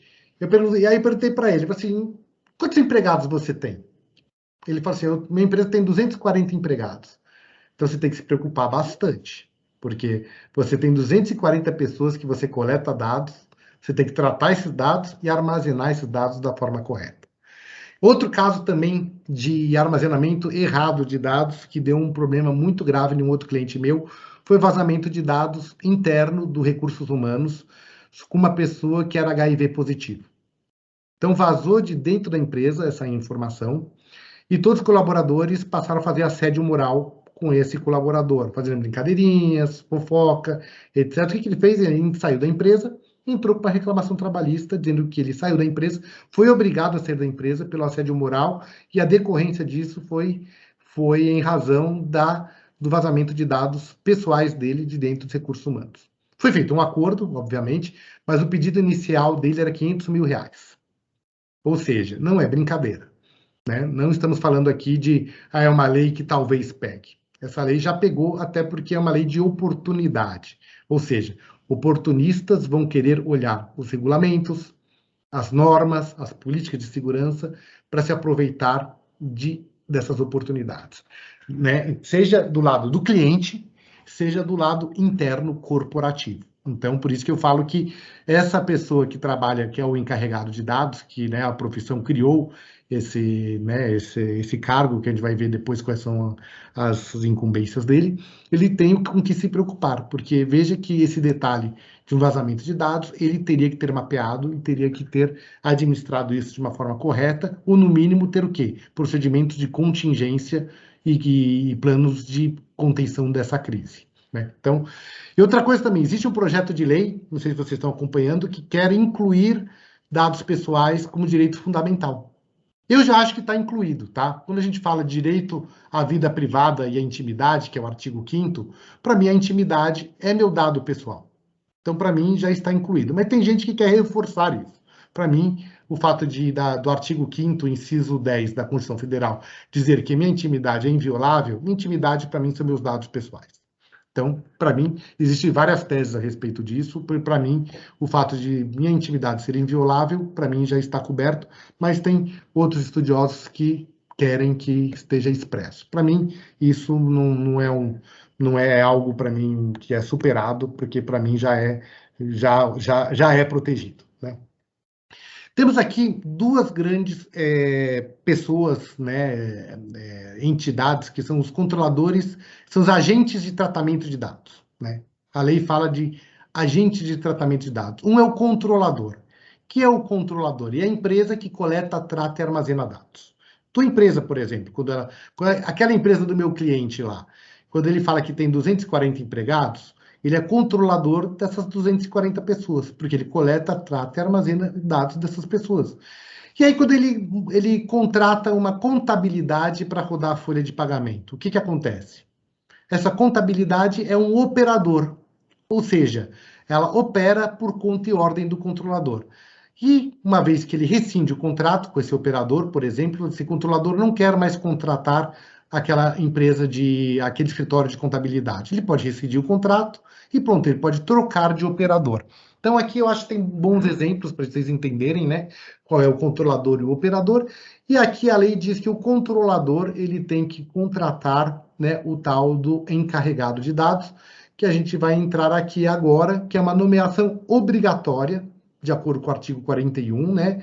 O controlador deverá indicar um encarregado pelo tratamento de dados, e esse profissional é responsável pelos dados pessoais na empresa, que assume responsabilidade civil e criminal pela preservação, integridade e vazamento de dados. Quando a gente fala de responsabilidade civil, eu acho que fica um pouco mais claro quando a gente fala sobre uma responsabilidade funcional do empregado, né?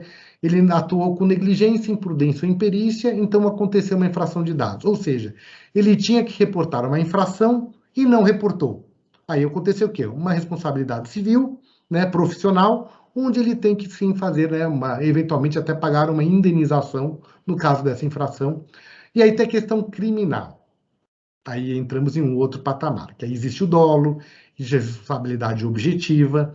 E aqui então eu vou dar um grande exemplo para vocês, né, de como é que a gente pode se equiparar, sim, a ter uma punição criminal, né, ser imputável criminalmente por uma infração de dados.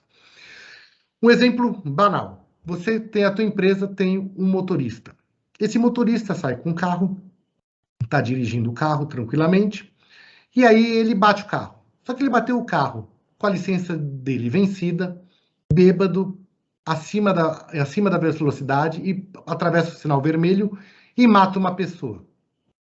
Gente, isso não é uma responsabilidade criminal dele, independentemente da responsabilidade profissional? Ele foi o quê? Ele foi negligente, imperito, imprudente, e também tem uma responsabilidade criminal porque ele estava totalmente fora do contexto profissional que ele deveria desempenhar. Veja agora uma equiparação para qualquer profissão que seja, inclusive um encarregado de dados, né? Se ele verifica uma infração de dados, isso pode ser, por exemplo, uma questão de concorrência desleal. Você está vendo dados da sua empresa sendo transmitidas do seu servidor para um concorrente, e você não reporta isso. Ou seja, você tem por obrigação que reportar essa infração e você não reporta. O que é isso? Crime de concorrência desleal. Lembre-se que o fato de você revelar segredos de negócio ou segredos de fábrica para um concorrente, mesmo sem aí obter nenhum tipo de vantagem sobre isso, né, você permitiu que isso acontecesse, você pode ter uma imputação criminal. Né, que a lei fala sobre crimes de concorrência desleal. E o crime de concorrência desleal pode acontecer em uma infração de dados. Não dados pessoais, não dados eventualmente dentro da LGPD, mas dados profissionais. Então, veja que você sim pode ser Você pode, numa falta de uma omissão, que você identificou um crime e você, por dever de função, deveria reportar essa infração e você não reportou. E aí a gente entra o quê? Em uma corresponsabilização. Vamos pegar aqui um exemplo da lei americana chamada Sarbanes-Oxley. Para quem trabalha com compliance, com governança, essa lei ficou bem famosa com a questão das fraudes em auditorias que eram feitas nos Estados Unidos, etc. E veio essa lei que dizia o seguinte: olha, se você visualizar uma infração, você tem que, por obrigação, denunciar.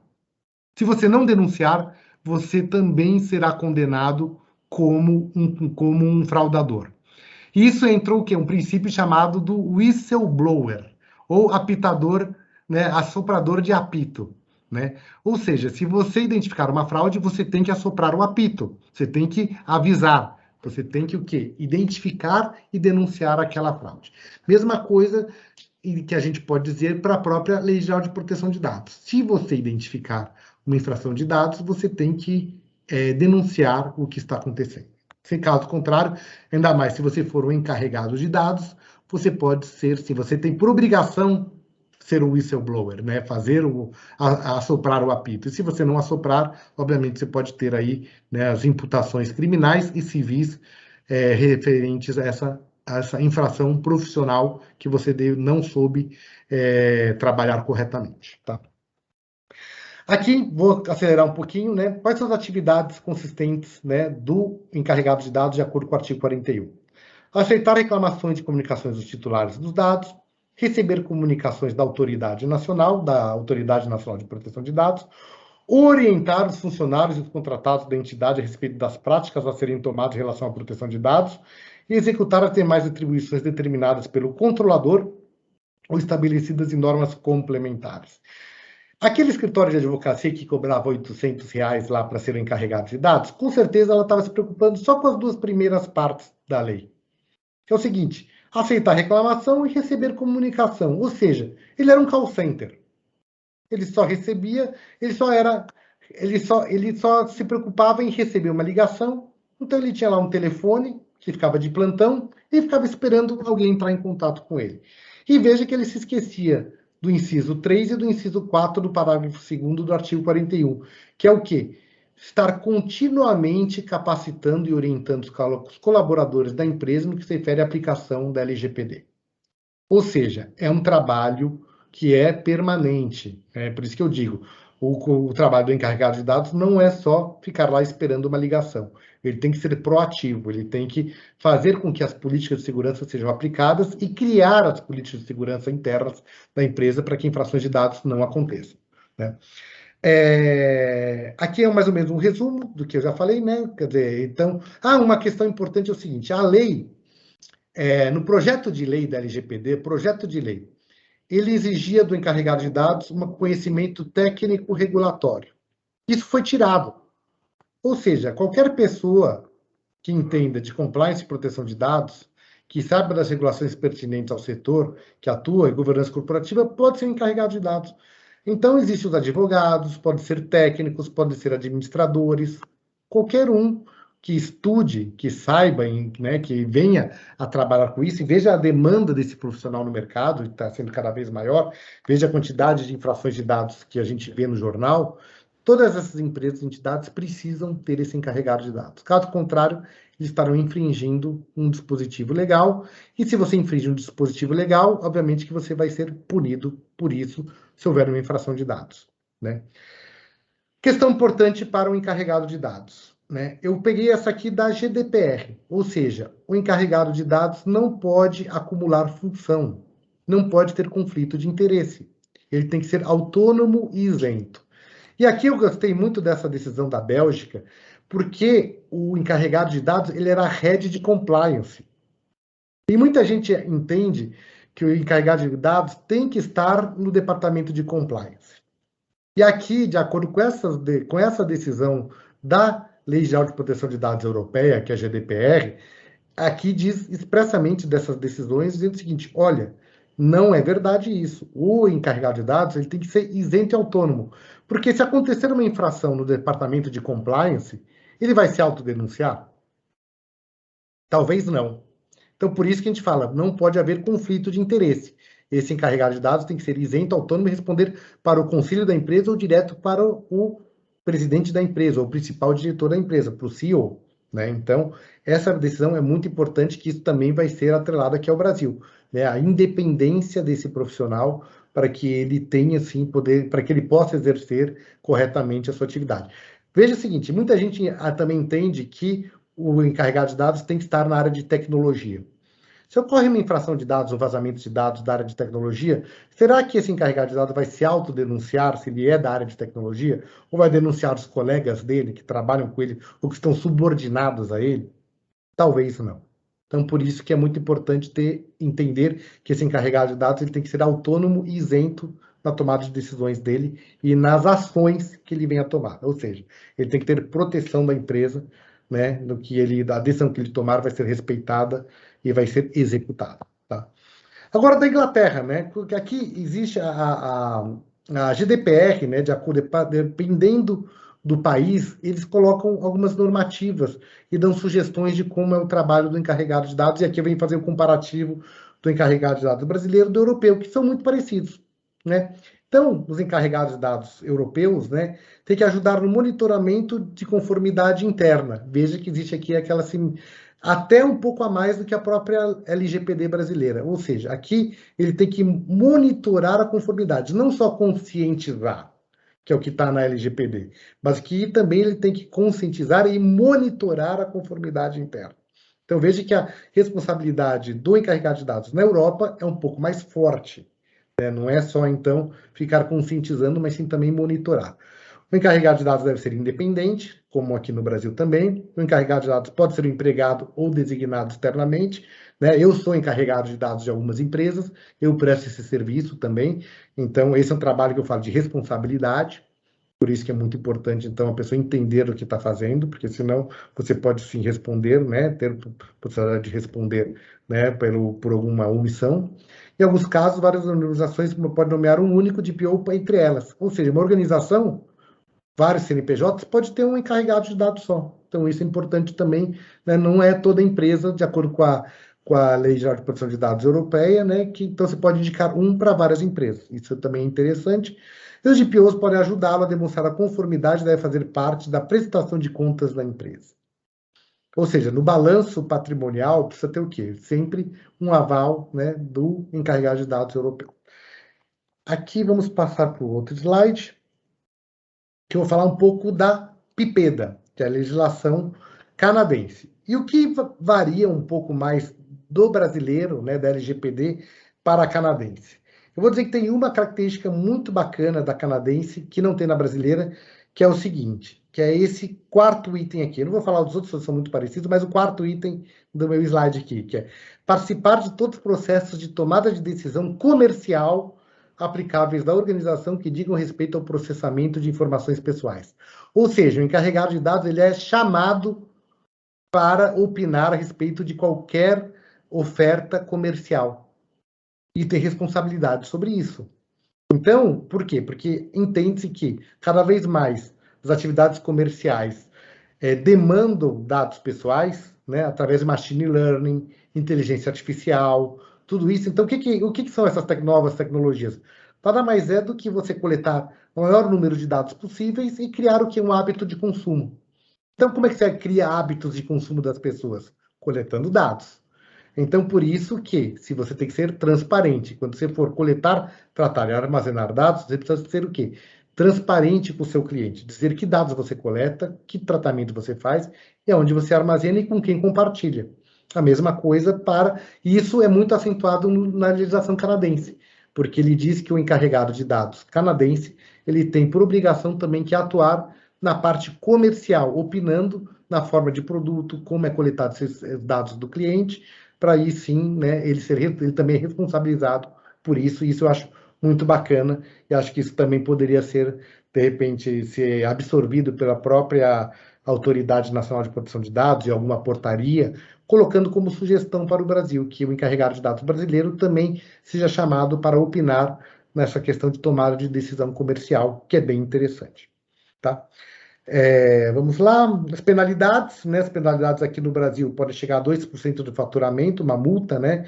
2% do faturamento da empresa, podendo chegar a uma multa de 50 milhões de reais, ou uma mera advertência, né? Depende do que se você tomou atividades preventivas ou corretivas a respeito daquela infração de dados. Se você não fez nada, abriu mão, não tem carregado de dados, não tem política de privacidade, não avisa teu cliente como você coleta, trata e armazena dados, e não faz o monitoramento dos dados internos, né, o mapeamento dos dados dos seus colaboradores, dos seus empregados, você está suscetível o quê? A uma infração pesada, porque você foi negligente com as obrigações da Lei Geral de Proteção de Dados. É isso que a gente tem que, acho que, tirar de conclusão dessa apresentação, né? A lei está aí, ela está aí para ser aplicada e ela vai ser aplicada, queira você ou não. Então, é melhor você se precaver, né? Existe essa possibilidade de você ter um profissional da área, né?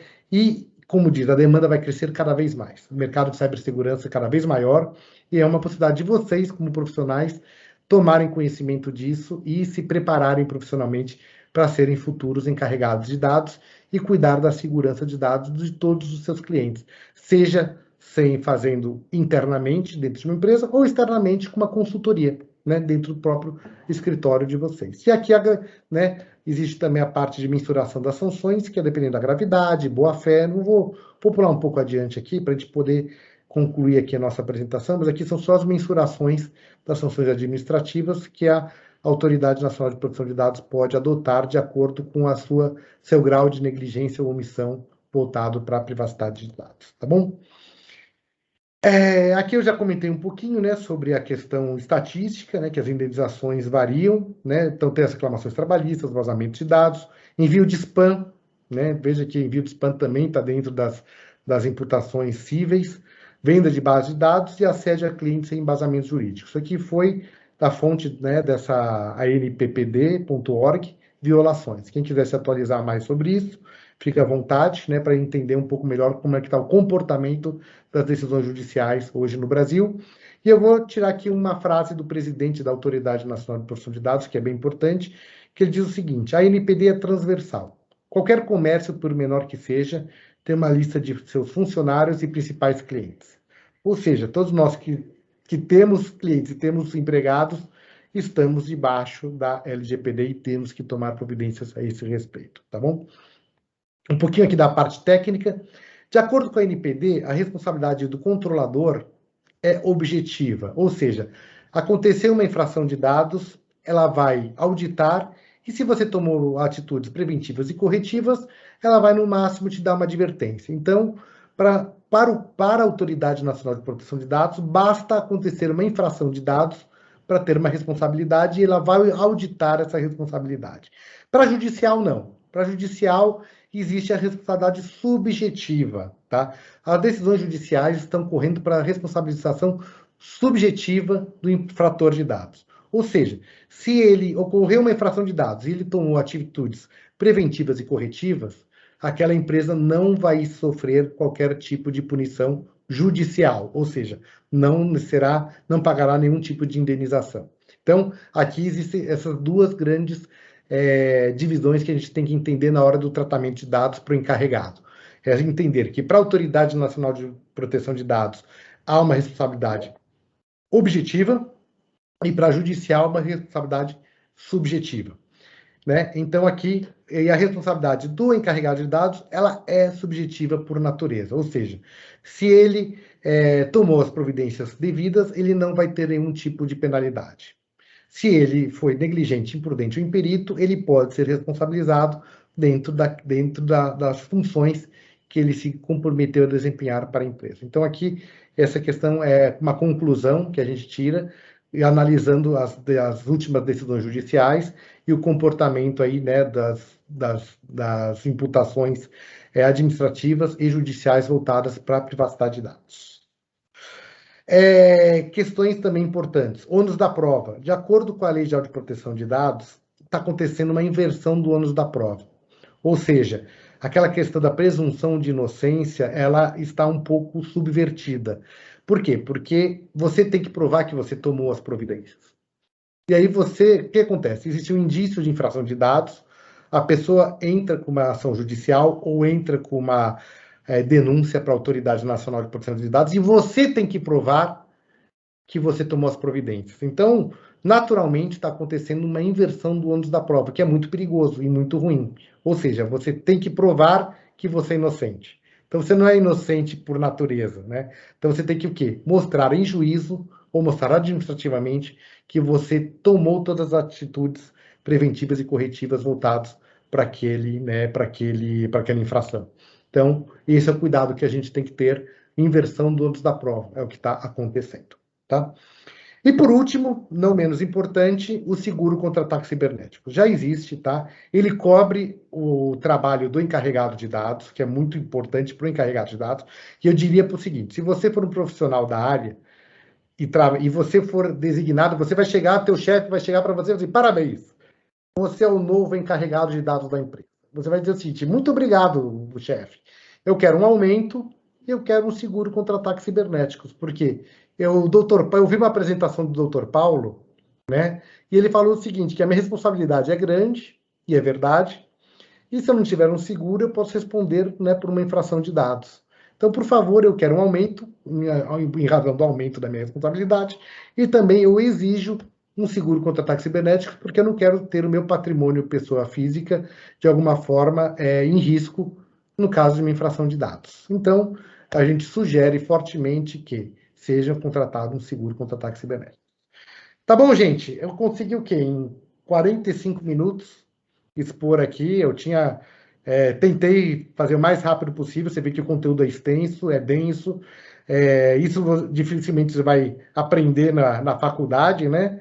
Mas isso aqui é bem o dia a dia prático do que a gente passa, né, como profissional da área de cibersegurança. Esse é só um pedacinho, gente. Então, poderia ficar aqui. Você sabe que a aula de pós-graduação são 20 horas de conteúdo, e esse é só um pedacinho. Então, né, eu tentei aí fazer bem objetivo, tentar ser bem objetivo em um conteúdo que é muito denso, né, que a gente pode dizer que uma pós-graduação são 20 horas só voltado para a questão de LGPD, ética e questão jurídica, né, e procedimentos. Então, a gente aí tem um aperitivo, vamos dizer assim, não é a refeição inteira, mas é um aperitivo do que a gente vai enfrentar daqui por diante no que se refere à infração de dados voltado para a área jurídica. Tá bom? Espero que eu tenha cumprido aqui meu objetivo, né, de passar um pouquinho, transmitir um pouquinho o meu conhecimento aqui para vocês, de prática, né, porque acho que a parte teórica, vocês fazem o download ali da lei, e só ler, então, eu acho que aqui eu trouxe um pouquinho, acho que do dia a dia, da prática mesmo, como dói ser encarregado de dados.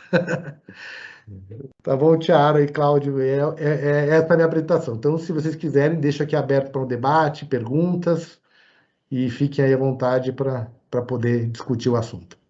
Perfeito, doutor. Muito esclarecedor, né? É um aperitivo bem completo esse, né?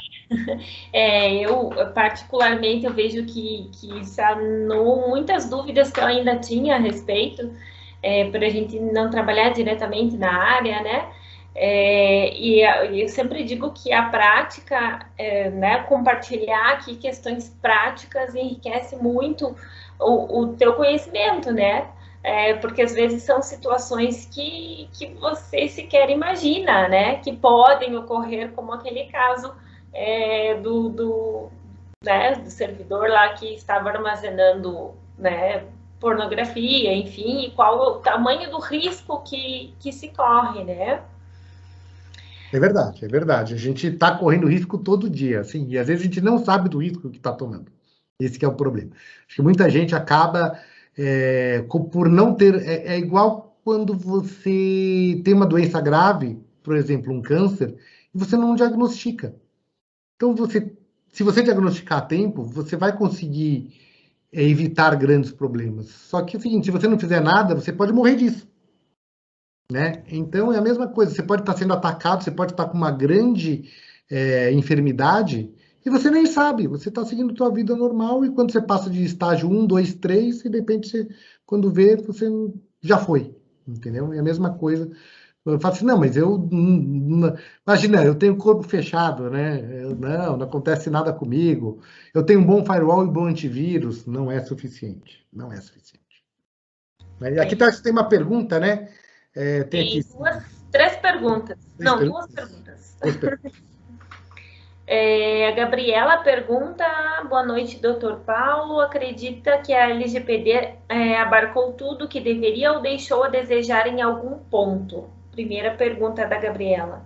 Não abarcou tudo, tá? Eu acho que falta, como eu até comentei na apresentação, eu acho que falta detalhezinhos importantes, como essa responsabilidade, né, trazer os bons exemplos de fora para o Brasil, como a questão, né, da legislação canadense, que coloca o encarregado de dados numa posição de tomada de decisão comercial. Então, acho que essas coisas podem ser melhoradas. Mas eu acho que, de uma forma geral, acho que atende bem às exigências. Ela é considerada internacionalmente uma lei boa.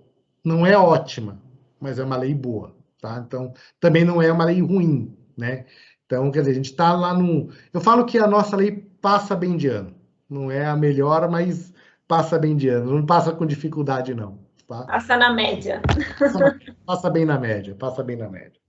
Perfeito, doutor. E tem outra pergunta também. As operadoras, prestadores de serviço, devem ter um DPO e devem mapear seus dados, né? Aqui eu vou pegar aquela frase do presidente da ANPD, que diz o seguinte: toda empresa que tem uma lista de clientes ou uma lista de empregados tem que cuidar, tem que ter um encarregado de dados, né? Porque passa a ser controlador. A lei só fala que o controlador tem que ter, né, um encarregado de dados. Mas se você tem, no mínimo, um empregado e tem clientes, você está, de alguma forma, você tem que tratar da LGPD. Ou seja, você tem que cuidar de qualquer forma. Mesmo sendo operadora, você tem que ter um encarregado de dados. Não está diretamente, mas está por exclusão. Então, não tem jeito. Toda empresa, até mesmo uma operadora, tem. A não ser que ela não tenha cliente nenhum e não tenha empregado. Aí ela também não vai sobreviver. Ela não precisa ter nada. Não precisa nem ter encarregado de dados. Verdade, verdade. Existe uma possibilidade de flexibilização. Tá? A Autoridade Nacional de Proteção de Dados passou uma chamada pública há 2 meses atrás para redimensionar a LGPD para pequenas e médias empresas. Então, existe aí uma perspectiva de, no começo do ano que vem, ter uma flexibilização para pequenas e médias empresas. Mas ainda não tem. Então, enquanto não tem, temos que tratar a grande, uma Magazine Luiza e o padeiro da esquina são iguais para a LGPD. Então, e o padeiro da esquina que tem o caderno de fiado, né? Caderninho de fiado é LGPD, gente. Aquele caderninho lá onde ele coloca... Imagina se rouba um caderninho de fiado do padeiro. O que vão fazer? Vão ligar em nome da padaria pedindo Pix. É verdade. Olha lá. Eu estou ligando aqui em nome do Manuel da padaria. Sei que você tem aqui R$200 que você está devendo para a padaria. Você tem como fazer um Pix agora para pagar a tua conta? O que está isso? No caderninho de fiado do padeiro. E muita gente acha que é só tecnologia. Não, o caderninho de fiado também está debaixo da LGPD. É assim, inimaginável. Eu nunca tinha olhado por essa perspectiva, né? O caderninho de fiado me recorda muito a minha infância. Aqui na rua que eu morava tinha um armazém que a gente ia comprar docinho. Deixa ali no caderninho, né? Ó, o risco. Naquela época não tinha tanto risco, né? Hoje, imagina se pegam lá, né? E teus dados pessoais. Eu falo o seguinte: olha, se você quiser ganhar dinheiro utilizando mal a LGPD, né? Utilizando dados. Eu falo o seguinte: quer ganhar dinheiro de uma forma inidônea com dados pessoais? Faz o seguinte: hackeia um motel de segunda a sexta, das 9 horas da manhã até 6 horas da tarde. Pronto. Aí você vai no Facebook, vê se a pessoa é casada e pronto, e manda uma mensagenzinha para eles e diz: olha, eu sei que você fez segunda-feira às 3 horas da tarde no motel tal. Me pague aqui 3 bitcoins. Pronto. Infração de dados, gente. Cuidado com o motel. Você está sendo monitorado. Fica a dica, pessoal. Muita atenção, principalmente nos horários de pico. O Júnior ergueu a mãozinha antes, Júnior? Isso, mais uma vez gostaria de agradecer muito, né, por ter aceito o convite para a palestra e também por ter falado tanto, né, foi incrível a apresentação, Dr. Paulo, muito obrigado. Inclusive hoje, né, até coloquei no chat, eu recebi está-se na prática, né, cada vez mais se utilizar o WhatsApp para várias coisas, né, e aí hoje aconteceu uma coisa que não acontece tanto, ou pelo menos não havia acontecido comigo antes, que um colaborador de uma empresa entrou em contato comigo pelo número pessoal do WhatsApp, né? E aí eu fiquei pensando nas implicações que isso pode ter à medida que o doutor estava comentando, né? Então, é interessante, né? E talvez a política de privacidade precisa indicar esse tipo de coisa com clareza, né? Se talvez seria mais seguro, provavelmente não permitir que isso acontecesse, né? Porque, eventualmente, vai ser difícil para a empresa conseguir monitorar uma comunicação do colaborador, do seu telefone pessoal com o cliente. Então, nossa, há uma confusão jurídica bem complicada aí, não é mesmo? Então, esse é um trabalho que eu fiz principalmente com corretores de imóvel. Tá? Tem uma corretora bem grande aqui em São Paulo, que a gente fez um trabalho, eles têm aproximadamente 150 corretores. E um corretor, obviamente, que ele vai atrás de clientes, né? E ele tende a assediar um cliente de uma forma não muito apropriada, né? Em WhatsApp, telefone, etc. Então, é o tipo de trabalho que a gente faz, né? Que a gente orienta, e a empresa tem que orientar. Tem que dizer o seguinte, olha, você não pode mais atuar dessa forma. Você tem que levar conteúdo, esclarecimento, você não pode mais ficar ligando para a pessoa e assediando e cavando, né, essas situações, porque no final o responsável vai ser a empresa. Ele é um corretor de uma empresa. Então, né, e se ele é contratado, ele não pode mais ficar assediando, né? E eu vou utilizar aqui, se vocês permitirem, tem um slide que eu quero apresentar para vocês, que é exatamente a diferença do assédio, né, para a questão né, de uma boa abordagem, né? E se vocês permitirem, eu vou publicar aqui, que é engraçadinho, que é esse slide aqui, ó. Peraí, cadê vocês? Já puxei. Deixa eu botar aqui o slide. 2 segundos. Que é esse aqui, ó. Que é a diferença da abordagem para o assédio. Gente, você não pode. Existe um negócio chamado legítimo interesse para você entrar em contato com uma pessoa. Então você tem que contextualizar, você tem que trazer uma afinidade com aquela pessoa. Você não pode cometer um assédio. Isso aqui é uma apresentação que eu faço para capacitação justamente do departamento comercial das empresas. Então, quem está do outro lado, como é que ele está recebendo aquele e-mail? Como é que ele põe-se no lugar da pessoa que está recebendo, né, a comunicação? Será que isso é um assédio, ou seria uma abordagem legítima, uma abordagem legal de uma informação que você deveria estar passando? Existe uma afinidade, uma contextualização ou não? Então, por isso que eu gosto desse slide, que é o seguinte, poxa, um é você, né, eu falo o seguinte, e as mulheres, obviamente, sofrem muito mais com isso, né, que é a questão do assédio, né? Quer dizer, uma pessoa fala assim, olha, que cabelo bonito. Às 4 horas da manhã, uma pessoa bêbada no elevador falando isso, com certeza vai ser diferente de uma pessoa às 10 horas da manhã falar que, ó, que cabelo bonito, de um comentário um profissional, a pessoa que está passando do lado comentar. Então, eu falo, contextualização é muito importante para a LGPD. Então, por isso que a gente está falando de legítimo interesse, que é uma das 10 bases legais, que eu não entrei nesse detalhe aqui, porque não era... Isso é uma da parte da pós-graduação lá, não era, né, tema da aula de hoje, mas era sobre isso, né? Sobre questão de como é que você aborda a pessoa, como é que você faz uma abordagem com legítimo interesse, ou seja, com contextualização e afinidade, para que quem esteja recebendo não entenda aquilo como um spam. Um spam, de acordo com a GDPR, com a legislação europeia, está sendo punido de 20 mil euros a 50 mil euros no envio de spam. Isso provavelmente vai ser também trazido para o Brasil, essa punição. Espero que venha, porque a quantidade de spam que eu recebo aqui, eu tenho uma conta antiga de 1998 que eu utilizo até hoje. Esse, coitado, a quantidade de spam que tem é enorme, assim, né? Porque desde 98, com e-mail, Então é bastante coisa.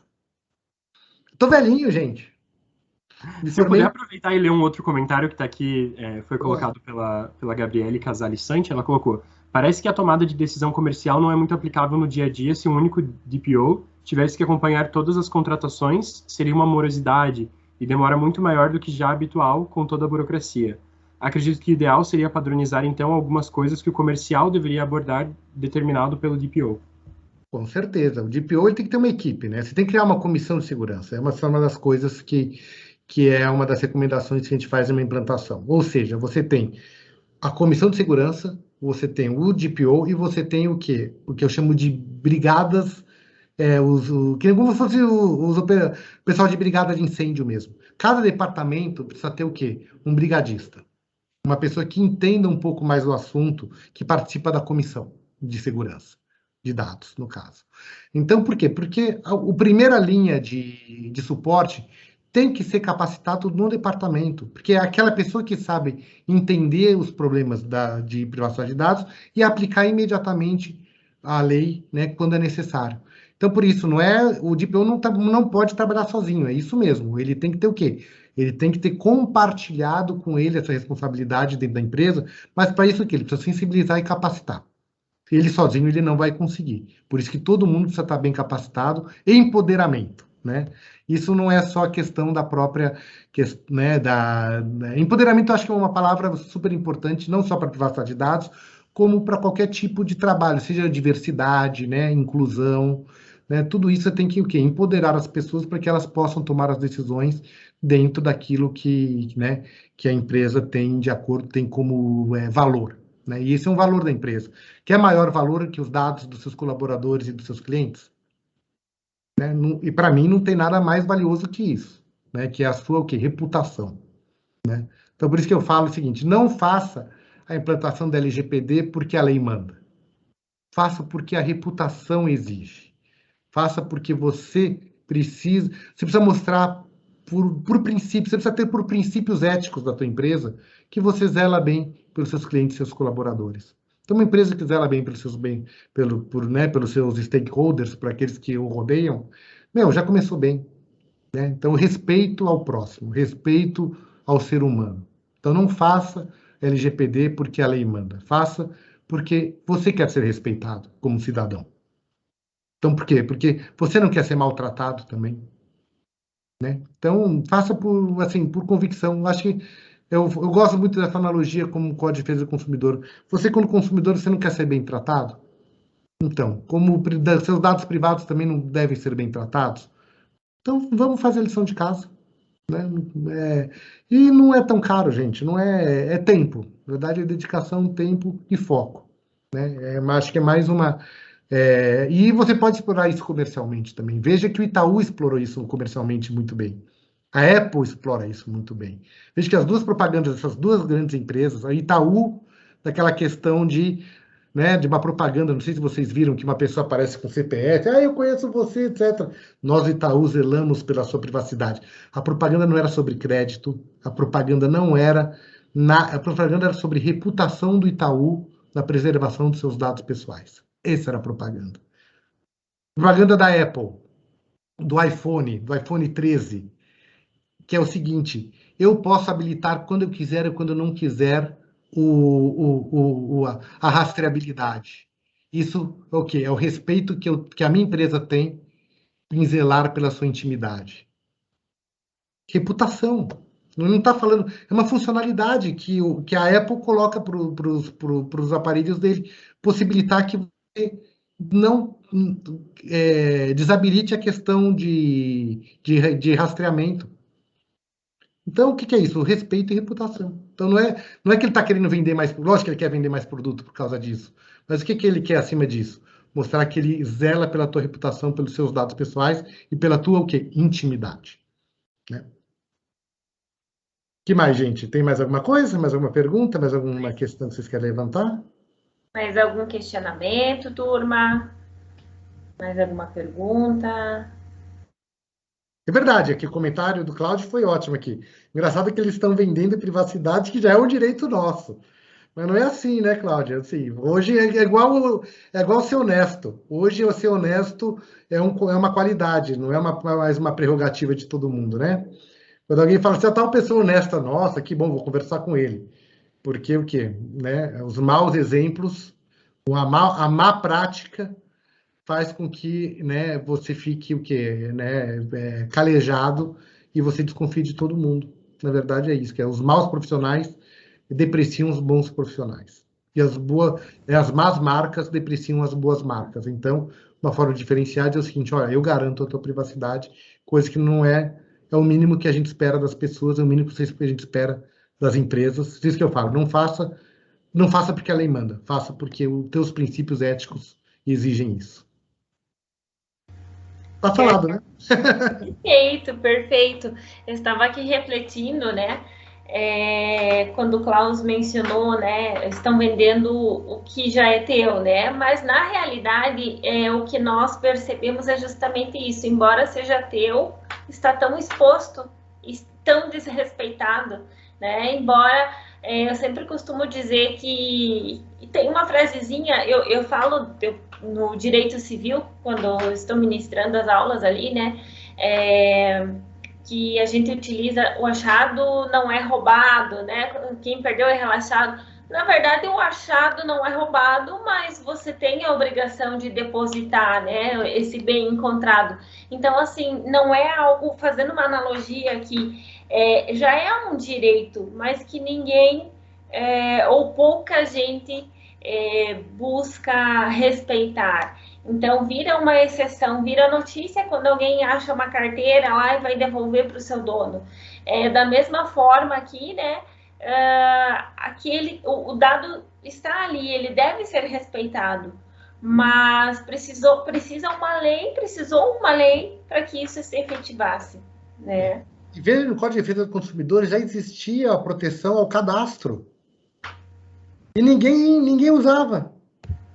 Ninguém usava esse dispositivo legal, acho que o artigo 41, ou 40 e pouco também, do Código de Defesa do Consumidor, falava sobre a proteção do cadastro. E passou esquecido, porque talvez na época não tinha tanta tecnologia e tal. Então, né, com essa questão, né, de você... Na verdade, nossos dados estão promiscuídos já, né? Já tem enfim, já está tão difícil de administrar, mas a gente vai se reempoderar a respeito disso. Eu acho que essa questão, quando começar a exercitar, né, dentro do Código de Defesa do Consumidor, no começo também foi uma educação, né, e hoje já é uma coisa comum, né, todo mundo sabe dos direitos do consumidor. Mesma coisa da LGPD, a gente completou um ano, né, agora. Então, um ano agora, né, um ano e 2 meses, então é pouco tempo, mas há necessidade de um amadurecimento, e a gente vai chegar lá, sim. Perfeito, doutor. Eu acho que é um assunto que nós tomaríamos aqui horas suas aqui questionando, porque realmente é muito atual, é muito importante. E assim, temos só a agradecer a sua disponibilidade, né, numa quarta-feira à noite aqui, né, então, de estar aqui compartilhando o seu conhecimento, a sua prática. Então, assim, em nome da Uniarp, em nome do curso de Direito, agradecemos muito a sua disponibilidade e já deixamos aqui o convite, né, para que, né, sempre que possível, se a gente puder contatar o doutor para estar compartilhando, de repente, em outros eventos aqui, né, da instituição, porque realmente, assim, fechou mesmo com chave de ouro aqui, né, as nossas palestras aqui. Eu acho que foi muito, engrandeceu muito aqui o nosso pequeno evento aqui. É uma grande responsabilidade, né, fechar evento. Mas o fez muito bem. Obrigado, agradeço a oportunidade, a Uniar, a você, Tiara, ao Cláudio, aí que me encontrou. Fico aí à disposição. Lógico que quando vocês precisarem, podem contar comigo, que eu estou aqui, né, para a gente debater sobre outros assuntos, sobre outras questões, né? Como diz, esse é um universo ainda inexplorado aqui. Então, temos bastante, até para mim também, cada dia a gente aprende um pouquinho. Então, é muito bom. É uma área muito dinâmica, graças a Deus. Senão, eu acho que se fosse muito parado, acho que eu ficaria com sono. Assim. E essa área não me deixa dormir até muitas vezes. No meio da noite vem a solução, né? Ou vem alguém falando que estou uma infração de dados. Vazou dado, aí eu tenho que sair correndo. Também, perfeito. Então, agradeço a doutora, agradeço muito ao Cláudio aqui, né, que garimpou tão bem aqui, né, ótimos palestrantes, que agradeço essas 3 noites que nós tivemos aqui de aprendizado, 3 semanas, né, que na quarta-feira nos encontramos aqui para aprender sobre temas que às vezes não é do dia a dia da sala de aula aqui, mas é de extrema importância, né? Então, agradeço a todos a presença, desejo uma boa noite ao doutor Paulo Perrotti, ao Cláudio, aos meus colegas aqui presentes, aos acadêmicos que nos prestigiaram aqui, né? E que possamos ter outros eventos que possam, assim, nos fazer pensar um pouquinho, né, mais fora da caixinha, assim, né? Eu acho que isso é de suma importância. Então, obrigada a todos, uma excelente noite a todos e até breve. Boa sorte, sucesso a todos. Obrigada. Tchau. Boa noite. Tchau.